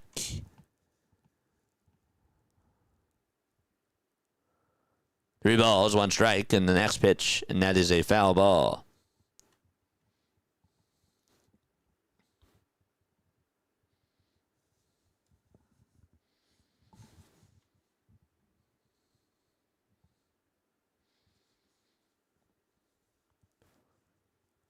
Eight seconds left on the pitch clock. Schreiber is pitching for the Royals, and he loses Josh Bell as he walks him on a slider that's in the dirt and inside for ball 4. All right. So we got the leadoff man over at first base for the Minnesota Twins. And Royce Lewis is coming on up next. Schreiber pitching. First pitch is inside. Charge!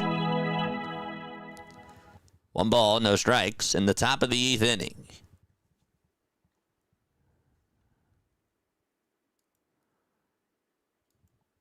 The 1-0 pitch. It's a sweeper at the knees, taken all the way for strike 1. John Schreiber is 32 years old. He's from Wyandotte, Michigan. 1-1.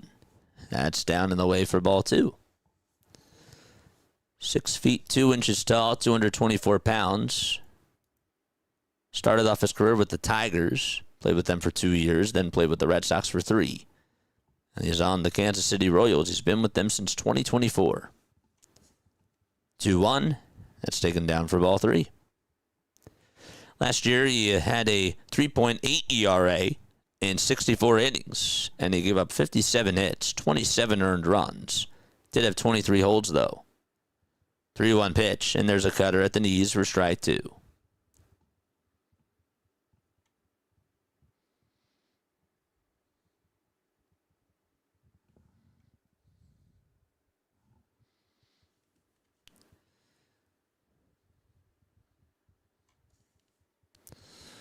Three balls, 2 strikes, as we are in the top of the 8th inning.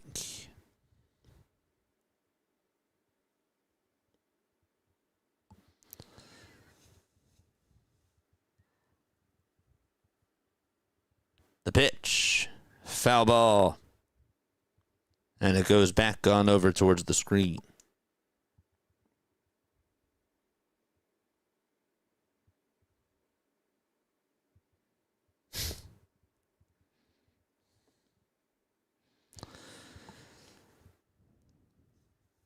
Three-two pitch. There's a fly ball hit out over towards left field, and that's going to go over the head of Collins, and he misjudges it over on the track. Bell is going to go on over to third base. Doesn't have a lot of speed, but that's going to put 2 runners in scoring position for the Minnesota Twins.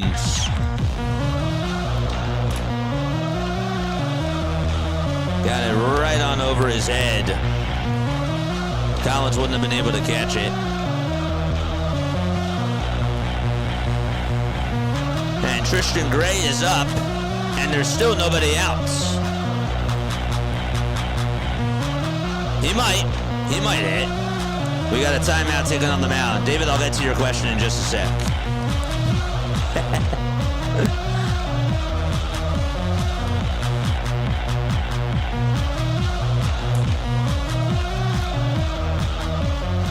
JJ, I'm still stuck on respecting Mets fans.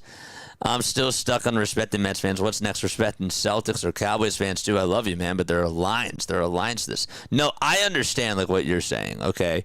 Obviously, like you're gonna have irrational fans, right? People that are coming on in, they're like, boo, the Phillies sucked. Like, I need you to stand up. I need you to stand up for that. Obviously, for sure. For sure.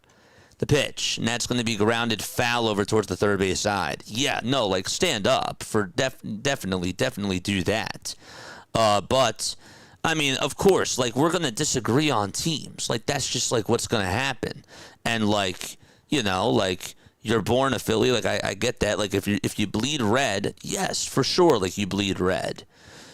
But at the same time, as there's no balls and 1 strike, and the next pitch is up high for a ball. I don't want to create words in my chat. Obviously, like when the Phillies are playing the Mets, like go all at it, like go crazy. But like, you know, I still want. How do I put this? The 1-1 pitch, and that's a foul ball. I disagree with people that are Braves fans, but there are Braves fans that are like really, really nice that come on here, and we don't agree on the same teams, and like we'll be talking some smack, you know, for sure. Like, with all due respect, when the Phillies play the Braves, the Phillies are going to beat the Braves. 1-2 pitch. Swing and a miss. And there is an out. 1 away in the top of the 8th inning. But, yeah, I hope that makes sense. I want you guys to have a backbone for sure. want you guys to stand up for the Phillies, and I want y'all, especially when the Phillies are playing against the Mets and the Phillies are playing against the Braves, go crazy. Go crazy. Just, like, don't go, like, overboard. Meaning, like, curse out at people. Like, that's what I don't want. That's what I don't want. That's all. And I don't want people saying, like, oh, you're not, like, welcome to the channel. Like, again, like, I want to create, like, a welcoming environment, but at the same time, just stand up for yourself, too. And people are going to see that, all right, like, yeah, like, we do Philly stuff on this channel, but, like, at the same time, we do baseball stuff, too. You know?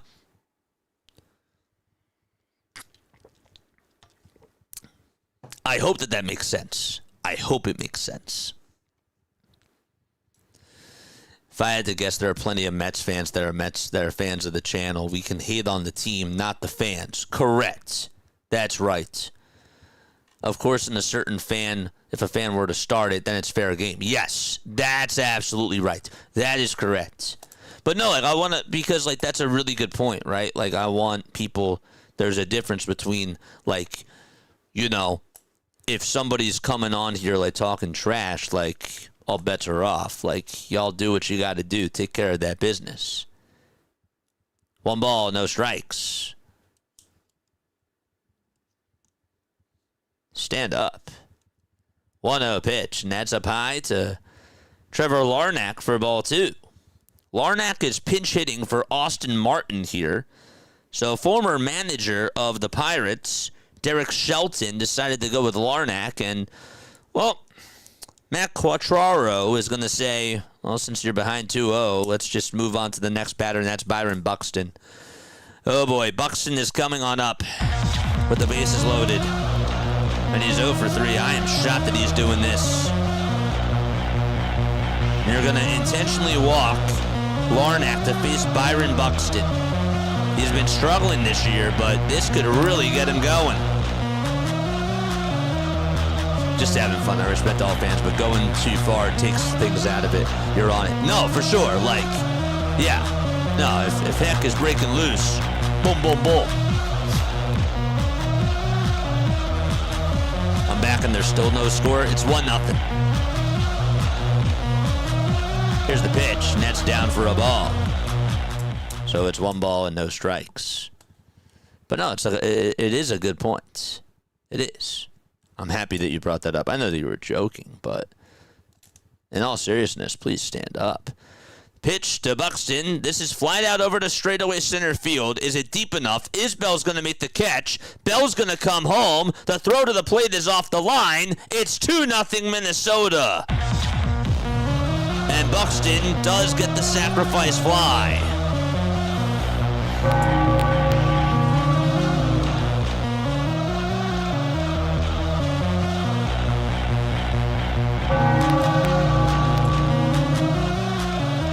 Bell was hustling. He was. 2-0 Twins, top of the 8th, 2 men out. And it's Kershaw coming on up for his 3rd time today. Facing Schreiber. And the pitch. It's a sweeper down the pike for strike 1. Don't forget to like. Don't forget to subscribe. And turn on the bell icons too, folks. We got 77 people watching us. The subscribe button is free, and so is the thumbs up button too. 0-1 pitch. Swing and a miss. Here's the throw back to first base, and he is safe. According to Jansen Visconti. A very good try there by Sal. Bench coach says, hold it for a sec, and they're not going to challenge. That was close, though. He got his hand back in there. Not worth it.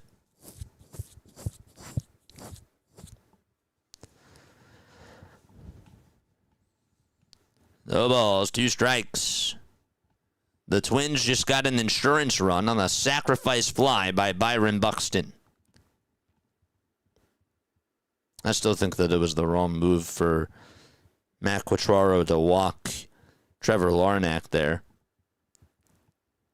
But the Twins did capitalize. The 0-2 pitch, outside again for ball 1. This game is far from over. Dude, there's still plenty of time to go. There's still plenty of time. The runner did advance over to second base as well, so there was a steal, and a base hit can give the Twins 2 runs.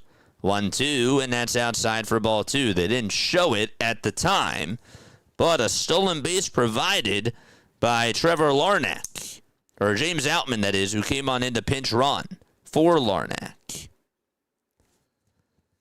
2-2 pitch, and that's down again for ball 3. And the count is now 3-2. Schreiber is not pitching well at all here. The 3-2 pitch, and there's a ground ball hit sharply over to third. Garcia picks it up, throws it over to first, and Keashal is barely out over at first base. We go to the bottom of the 8th. Garcia, Witt, and Pasquantino are coming on up. The Twins do get an extra run, though, on a sac fly by Byron Buxton. It ain't done yet. I had to study and do mini basketball. Mini basketball? What's mini basketball? All right. Let's go. It's 4:33 p.m. Eastern Time. Don't forget to pop back on tonight and tune on into the Giants game that we're going to cover. It should be a lot of fun. We got 86 people watching. 56 of you have hit the thumbs up button. Let's get those subs up. We're on the way to 10K. On our way to 10,000 subscribers on YouTube. It is free. You're not really paying for a subscription at all. It's basically just the follow button. That's all that it is. That's it. Don't know why they call it subscribe. Never understood that. Oh, man. I never understood that at all. But anyhow, we are going to go to the bottom of the 8th inning. The Royals have been silenced today. They've provided 5 hits, but no runs to show for it. Blue Jays were supposed to play against the White Sox today, but that game ended up getting rained out. So that game will be played and made up tomorrow afternoon. The Braves are playing against the Diamondbacks later tonight at 9:40 p.m. Eastern Time. And then we'll be covering the Mets-Giants game at 9:45. So make sure that you guys check us out for that game, as we will be covering that here on Play by Play with JJ. Should be a lot of fun. Boy, oh boy. All right, it's time for us to go to the bottom of the 8th inning. Twins lead it 2-0 against Kansas City. Mini basketball is usually like one-on-one, and for me, it's usually in my house, and I use a mini basketball in a mini hoop. Oh, that's so cool. That's sick. The pitch, and that's in there for a strike. I didn't know if it was a video game. I used to have a miniature basketball hoop.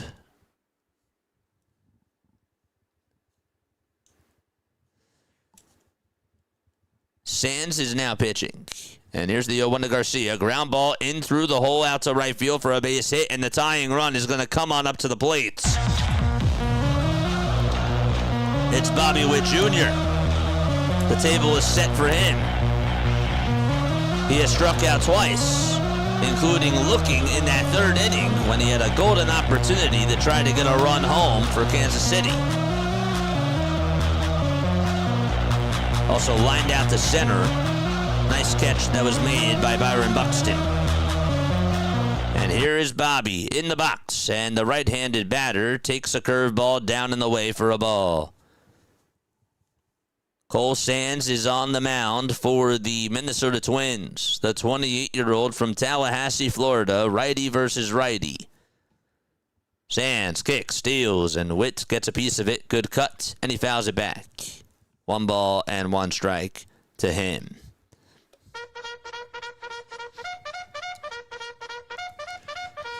Charge!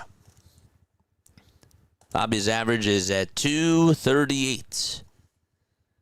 1 ball, 1 strike to Bobby Witt Jr. And the 1-1, another foul ball towards the right side.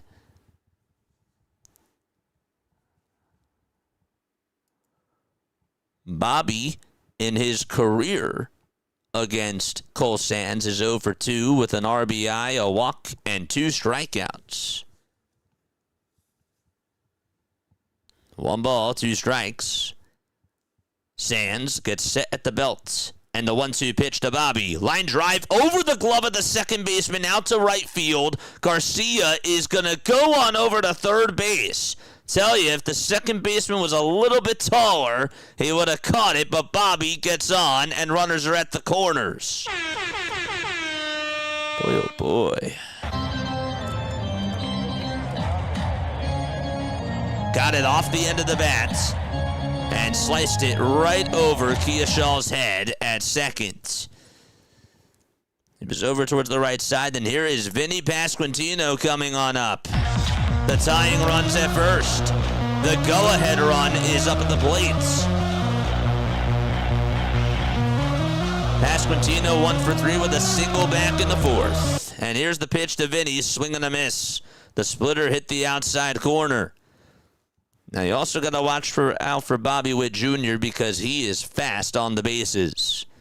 He puts the mitt on his left hand. He leads off over at first. No balls, 1 strike. Takes a 2-stance lead. Sands gets set at the belt and gets the signs. Kicks, deals, outside.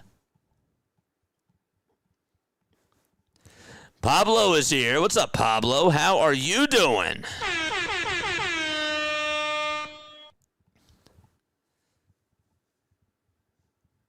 Good for Bobby to just get that over his head. 1 ball, 1 strike to Pasquatch. The next pitch to Vinny. He pops it up. He got underneath the pitch. It was a mile high. Hit out over towards medium depth right field. The catch is made. The runner is going to come home. It's Garcia. It's a 2-1 game. I'm surprised that Garcia scored there, but nonetheless, it's a sacrifice fly.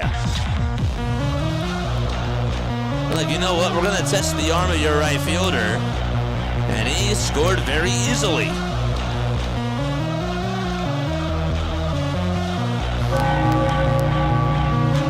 So the Royals do get a run back. 1 out, bottom of the 8th inning. Sal Perez is up. And the pitch to Sal, it's in there for a called strike. Took the curveball right down Broadway. On the way to 10K, let's go. Hit that thumbs up button and subscribe, folks. No balls, 1 strike. 3 seconds left on the pitch clock. And here's the 0-1 to Sal. This is grounded over towards the shortstop. Here's the throw to second. There's 1. They just got him. Excellent play at second base by Kearshaw to dig that thing out and do it from 1 knee. Kansas City is thinking, hold up a second. Did he keep his foot on the bag? I don't think that they're going to challenge. Oh, they are going to challenge. Wow. They are going to challenge this, and we'll see. So is Bobby out by force at second base? It was a bang-bang play over at short. Did he keep his foot on the bag? Is the question. It took a skip bounce on over to second, and he had to backhand it. Maybe, just maybe, and I couldn't tell from this replay angle that they're showing me, but maybe the second baseman's right foot came off the bag as it was caught. I think that they might have a case here. It's hard to get like a full detail, though, of an angle right there. This is a big call. Gray made a good play, and the throw to second to Kearshaw. Did he keep his right foot on the bag when he caught it off the bounce? The call on the field is that Bobby is out at second, and there's 2 gone and a runner over at first. They think it's a 6-4 fielder's choice. Will it be overturned, though? Is the question. Bobby was like, hold up, give this a look. The call is going to stand. Bobby is out at second, and therefore the tying run is over at first and not second base, and there's 2 gone. Now, we're going to have a timeout here on the mound as well. Jack Caglione is coming up, and Sands, his afternoon is done.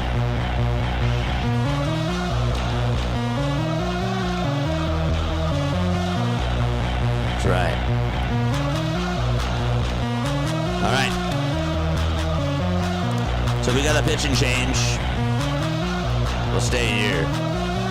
I'm getting my over 4.5, says Smith and West. What's going on, Smith? What is up, Smith, my guy? Thanks so much for tuning on in. Once again, folks, my name is Jason Joseph. This is Play-by-Play with JJ. We go on for Phillies baseball, Sixers basketball, and Eagles football as well, but we also cover a lot, and I mean a lot, of Major League Baseball games on this channel. We'll be back tonight for the Mets-Giants game. Make sure that you guys tune on into that. Smith, thank you so much for the sub. I appreciate you, my guy. I appreciate you very, very much. You guys that just subscribed today are MVPs. My chat is all MVPs. Much love. Favorite player. Favorite player. Who is my favorite player now today? It always changes. It does. It always changes right now. My favorite player that got me into baseball is Ryan Howard, and that's me being biased. But my favorite player right now, my favorite non-Phillies player right now, I would probably have to go with, I don't know. I don't have one. It's so odd. I like Shohei Ohtani, but he's not my favorite player. I like Jung-Hoo Lee, but he's not my favorite player either. Taylor Rogers is going to pitch. Here's the toss back on over to first, and that is not in time. I don't know, man. I do really like Freddie Freeman. Is he my favorite player? I can't say that now. I think I actually did say that he was. Runner's thinking about going, but the pitch is outside for a ball. Who is my favorite player? I bet the run line. Oof. Let's go. Wish you the best of luck. Runner goes. The pitch is in there for a strike. The catcher fumbles the baseball, and the tying run is now in scoring position. Wow, he got a great jump. Tolbert just pinch ran over at first, and he is now in scoring position. Came on in to pinch run for Sal Perez. So they pinch run for their catchers. 1-1 pitch, swing and a miss to Caglione. Brian Reynolds, Polar Bear. I'll give you an answer in a little bit. I will. Thank you. I appreciate you. 1 ball, 2 strikes to Jack Caglione. 1 for 3, singled back in the 4th. Rogers trying to get out of the jam. The 1-2 pitch, and he does! Swing and a miss! And we are going to go to the top of the 9th inning. Wallner, Caratini, and Clemens are due up. The Royals do get a run back, but they still trail by 1 as they go to the 9th inning. Okay. So, my favorite player. Oh, boy. My favorite player right now in Major League Baseball. You know who I'm going to go with? I am a big fan of Max Scherzer. I really am. I like Max Scherzer. I would say that right now, as of this day, he is my favorite player. I'm so bad at this because I like a lot of players right now. I don't have one that just fully stands out to me. So, and I think that that's okay. I don't think that there's a bad thing about that at all. I like watching Vladdy play. I'm a fan of Tatis. I think that he's really cool, and I like watching him play. Jackson Chourio is a lot of fun to watch.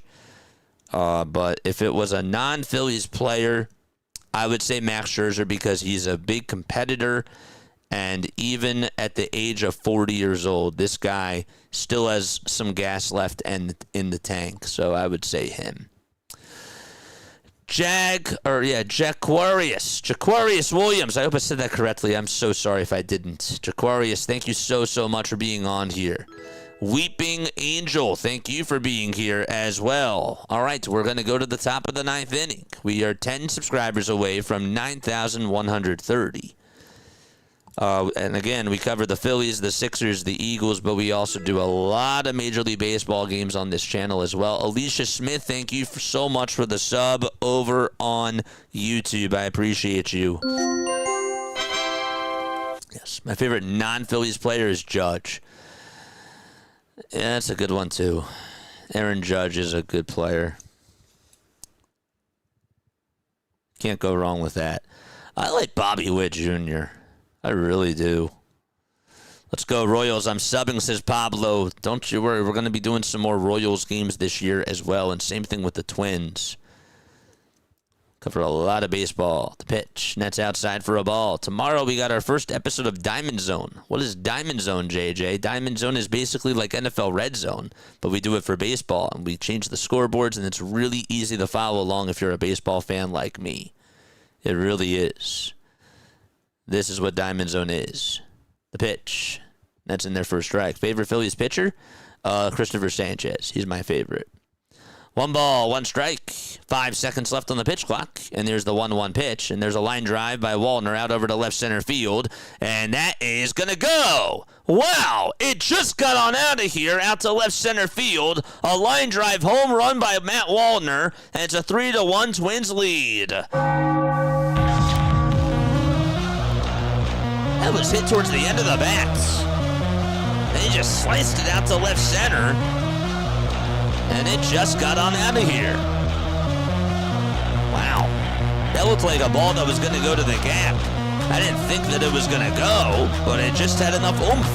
And the distance was good. 3-1 Twins.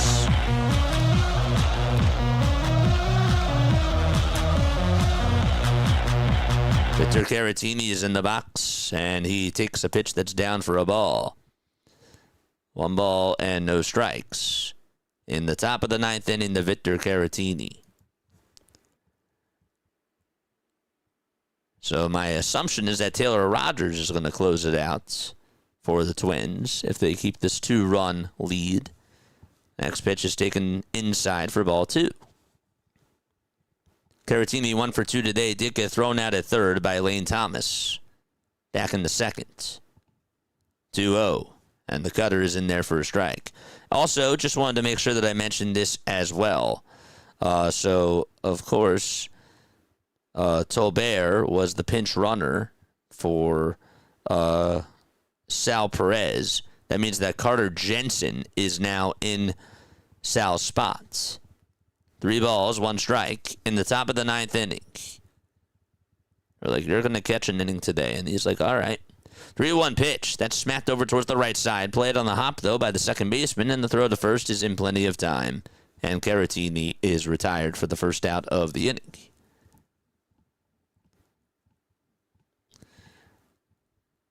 There's no fouls in mini basketball. I figured that.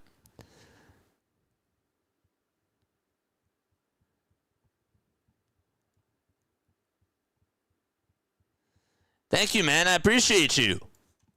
1 out, top of the 9th. And the pitch. Foul ball over towards the left side. So we got this screen. Then we got this screen over here. All right. This is actually on the wrong screen, and I apologize about that.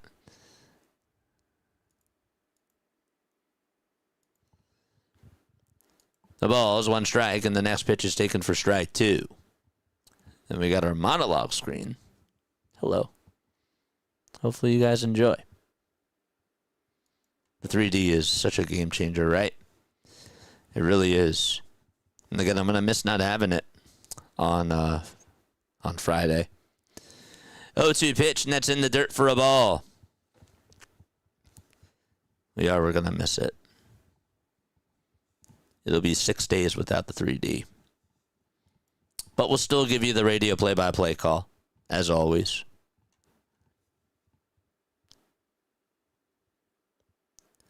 That's because I won't be home. 1-2 to Cody Clemens, and he rips it foul behind home plate.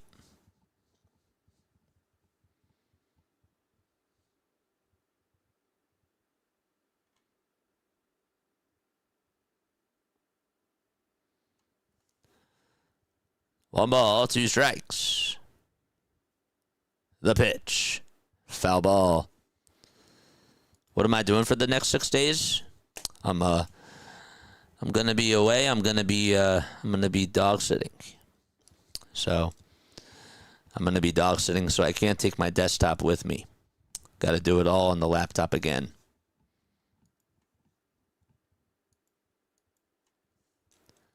One-two pitch. There's a fly ball. This one's hit out over towards deep left field. That's going back to the track, and Cody Clemens leaves the yard. Not a good day defensively for Cody, but offensively, he's been great.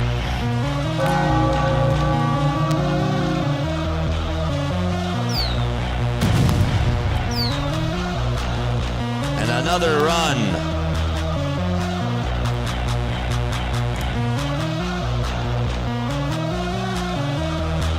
JJ, I don't know if that was a spoiler or whoever said that another home run was hit. I don't think he said another home run, but do not spoil the game.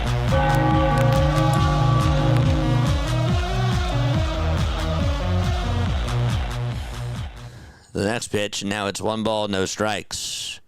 JJ, I can't have you spoiling if that was a spoiler, my friend. 1 ball, no strikes, and that's to Josh Bell. And there's the 1-0. There's another fly ball hit out to right field, and that one is gone. Oh, my goodness. It's a home run derby in the 9th inning. And Josh Bell leaves the yard. The former Pirates putting the Twins up 5-1.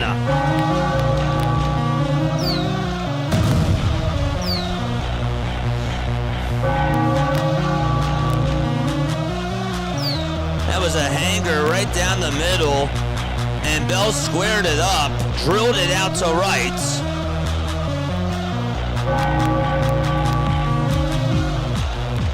And 393 feet later, it's 5-1.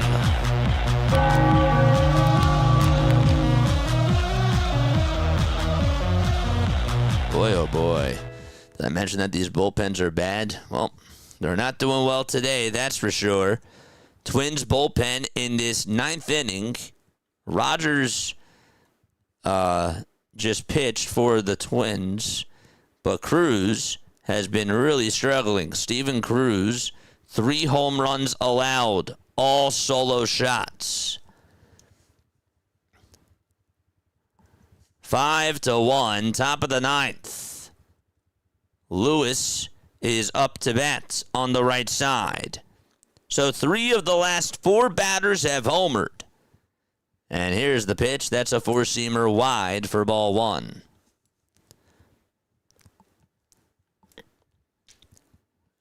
Five to 1, top of the 9th. 1 ball, no strikes in the pitch. And there's a 4-seamer at the knees for strike 1.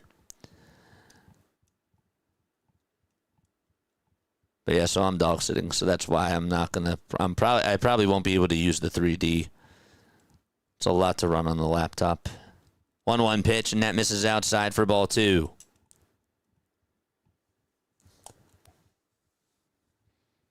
Two balls, 1 strike. There's 5 seconds left on the pitch clock.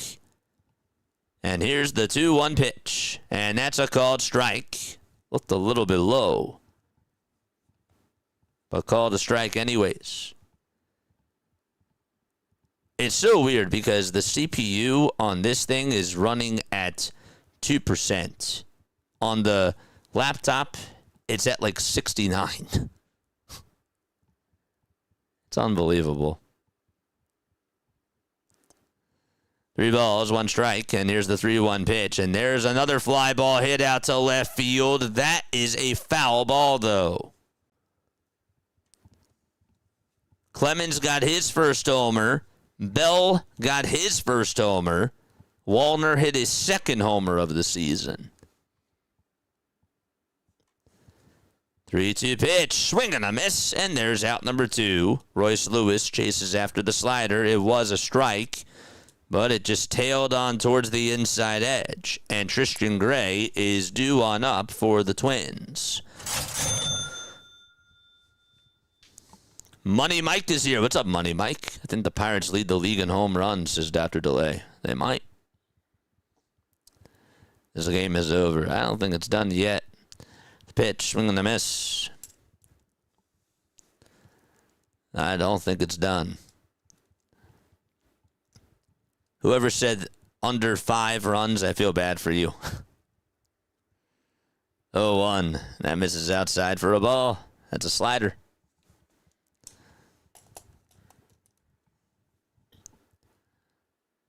And sorry, Saturday is when we're not going to be able to use the 3D.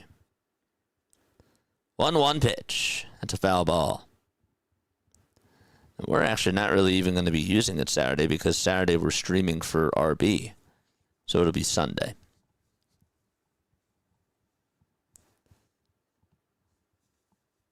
I put $20 on the Twins at Poly Markets as Kovidin. How do you say that? Kovidin? Kovidin? And again, I apologize. 1 ball, 2 strikes.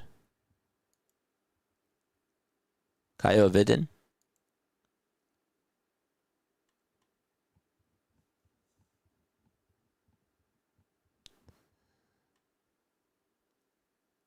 One ball, 2 strikes. 1-2 pitch. This is popped up. It's hit out over towards the infield. And the catch is going to be made for out number 3. No spoilers in the chat. Oh, 3 outs, all I need. Okay, got you. Got you, man. All right, bottom of the 9th coming on up. It's a 5-1 game. Twins lead it by 4. This is the coolest thing I've seen over on YouTube in a while. Oh, man, well, thank you very much. I'm not the only one that does play-by-play, though, on here. There's Dr. DeLay, who's also in the chat, too. You should definitely go check him out. And there's other people that also do this as well. But thank you very much for the compliment. I do really appreciate it. I just, again, of course, want to make sure that I let you guys know like who else is out there, too, because I want everybody to grow. And that's the way that I look at it. It's pronounced Kyle. Kyle, I got you, man. Kyle. Huh. That's cool.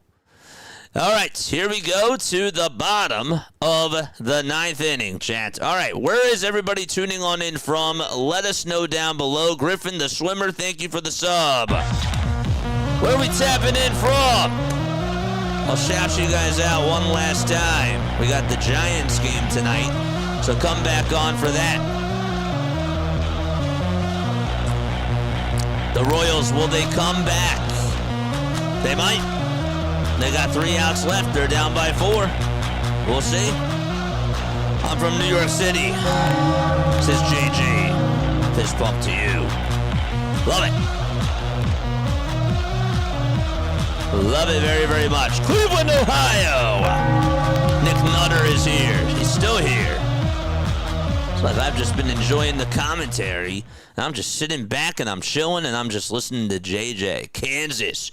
Boy, oh boy, somewhere better, maybe. Pensacola, Florida. Love it. Twin Cities of Minneapolis. Ooh, we love it. Shout out to you. And again, we will be covering more Twins and Royals games this year. We primarily do cover the Phillies, the Sixers, and the Eagles, but we got a lot of baseball that we are doing this year as well, trying to just get more baseball fans on this channel. We got Diamond Zone tomorrow. That'll be fun. We'll be covering 5 different games at once, and that'll be so, so cool. Justin Topa is going to pitch for the Twins. 3 games for him under his belt this year, and the first pitch to start off the bottom of the 9th is in there for a strike. Excuse me. 2 challenges still left for Kansas City with the ABS, and 1 for Minnesota. No balls, 1 strike, and that's Jonathan India, who's going to break his bat and ground the ball over to third. It's bobbled by the third baseman. Has to hurry. The throw to first. That's not in time. Clemens couldn't even dig it out anyways, and that's going to be ruled as an infield single. Once again, Jonathan India gets aboard. All right, I'm about to get sold. What are you getting sold on? Sold on the under? Boy, oh boy, here we go. We got a runner on over at first base. This game not done just yet. A bobble over at third, and India just beat it out. If he didn't bobble it, that's out number 1. Isaac Collins is up. Charge! Collins takes a cutter inside for ball 1, and the count is 1-0 to Isaac Collins. He's singled back in the fourth. 1-0 pitch. Down and inside for ball 2. The Royals did get a run back in the bottom of the 8th on a sac fly by Pasquantino. At the time, it made it a 2-1 deficit. Now it's a 5-1 deficit thanks to 3 solo shots by the Twins in the top of the 9th. Here's the 2-0, and that misses wide for ball 3. On deck is Lane Thomas, and in the hole is Kyle Isbell. 3 balls, no strikes in the bottom of the 9th. The 3-0 pitch. That was a little bit outside, but it's called a strike. And Collins did not want to challenge. Just now's the time to use him up, man. Didn't want to do it there. 3 balls, 1 strike. 5 seconds left on the pitch clock. The 3-1 offering. That's inside, and there's 2 base runners on for Kansas City in the bottom of the 9th with nobody out. And Lane is coming on up. He fouled out his last time up, and that was in the 7th inning. Charge! Boy, oh boy. Twins can't use Rogers. They've used him already. They've also used their quote-unquote closer with Sands. Bottom of the 9th, Thomas in the box. The pitch to Lane Thomas, and that's off the plate for ball 1. An infield single by India. That was scored, and Collins walked. 1 ball, no strikes here to Lane Thomas, and the 1-0 pitch is grounded foul off of Thomas's knee. It took a bounce before it hit his left kneecap. Don't forget to like, don't forget to subscribe. It is free. 7 more subs so we get to 9,130. Keep it coming. 1 ball, 1 strike. Thomas in the box. The 1-1 pitch. Bouncing ball. Hit over to shortstop. The throw to second, there's 1. The throw to first, there's 2. And that's a double play. 6-4-3. And the Royals are down to their final out just like that. And Kyle Isbell is coming on up. Got on top of the fastball.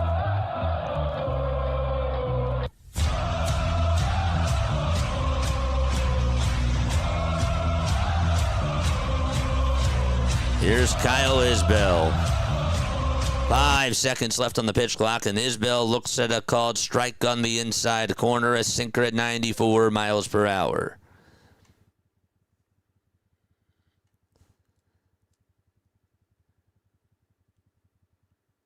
No balls, 1 strike. Topa gets set, and the 0-1 is bounced foul, and Kansas City is down to its final strike. We got Giants and Mets tonight at 9:45. Make sure that you guys come back on for that.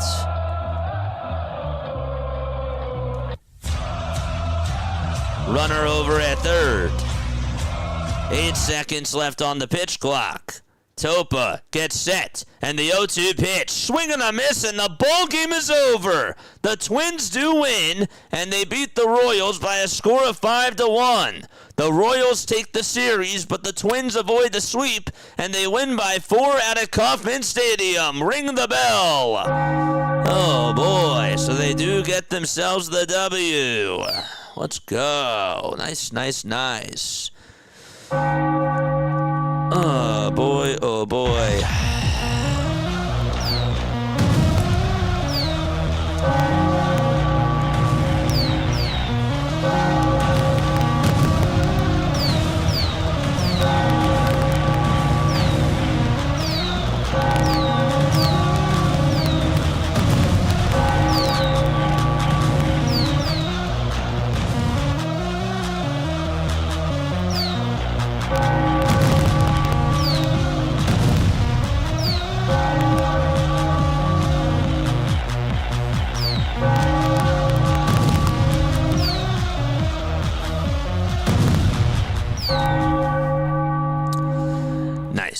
All right, cool. So Bradley gets the win. He's 1-0 on the season. Reagans gets his second loss. He pitched really well today. Cole Reagans was really good. He just didn't get a lot of run support at all whatsoever, and the bullpen certainly did not help him in that ninth inning. You had 3 solo home runs allowed by Cruz, and he just did not pitch well at all. Steven Cruz giving up 3 solo shots, 1 to Matt Waldner, the other 2 to Clemens and Bell. And that is the difference of the game. 5-1, Twins do win. And the next game that the Twins will be playing, as we take a look at their schedule ahead, their next game will be tomorrow. They play against the Tampa Bay Rays and open up a 3-game series. They will be playing against the Rays at 4:10 tomorrow night, and it'll be Aubert facing Boyle. That is the pitching matchup of that game. As far as things do go for the Kansas City Royals, who are now 3-3 on the season, Twins are 2-4. The Royals tomorrow, they will be playing against the Milwaukee Brewers at 7:40 p.m. Eastern Time. It'll be Chad Patrick facing Michael Wacha, and that game will be at 7:40. We'll most likely cover the end of that game on Diamond Zone, which we will begin at 9:30 tomorrow night. And we will be looking at all the night games, all the very late night games that are occurring. We'll be watching that, so that'll be really cool. But don't forget, again, we'll be back on tonight. Mets take on the Giants at 9:45, and we will certainly have that game covered. Pitching matchup for that game, it'll be David Peterson for the Mets. He'll be facing Robbie Ray, the left-handed pitcher for the San Francisco Giants. 2 lefties going at it, and we'll see how that does go. Vetochan, thank you so much for the follow over on Twitch. I appreciate you. And yeah, all right, so here is the box score, the final box score for today. Just want to make sure that I put this out there for you guys. So as you can see, Garcia did go 1 for 3. Bobby Witt did go 1 for 4. And Pasquantino went 1 for 3. And Sal also went 1 for 4. But everybody else just really struggled today for the Kansas City Royals. As far as things did go for the Minnesota Twins, they just got production from the bottom of their lineup. It was Victor Caratini, Cody Clemens, Josh Bell, and Royce Lewis who pretty much did the damage, and Luke Keoshaw too. Buxton in the top part of the order really struggled today, even though Byron did have the RBI sacrifice fly. So it was a good matchup between these two teams. We saw some really good pitching from both sides. Bradley did really well, and also Reagans pitched his tail off too. It was a good pitching duel, and then it was just about, can the Kansas City Royals bullpen keep them in check, keep the Twins in check, and they did not. They were not able to do so. They were unsuccessful that way. And the Twins had the better day, and the long ball was working. It really was. So Bradley is 1-0 on the season. Reagan's now 0-2. And the score of the game, 5-1. Twins did put up 4 runs combined in the final 2 innings of that game. But that is the game. All right, folks. Once again, my name is Jason Joseph. This is Play by Play with JJ. Thank you all so much again for tuning on in. I really appreciate you all from the bottom of my heart. We'll be back on tonight for Giants and Mets. See you then. See you there. Have a good night.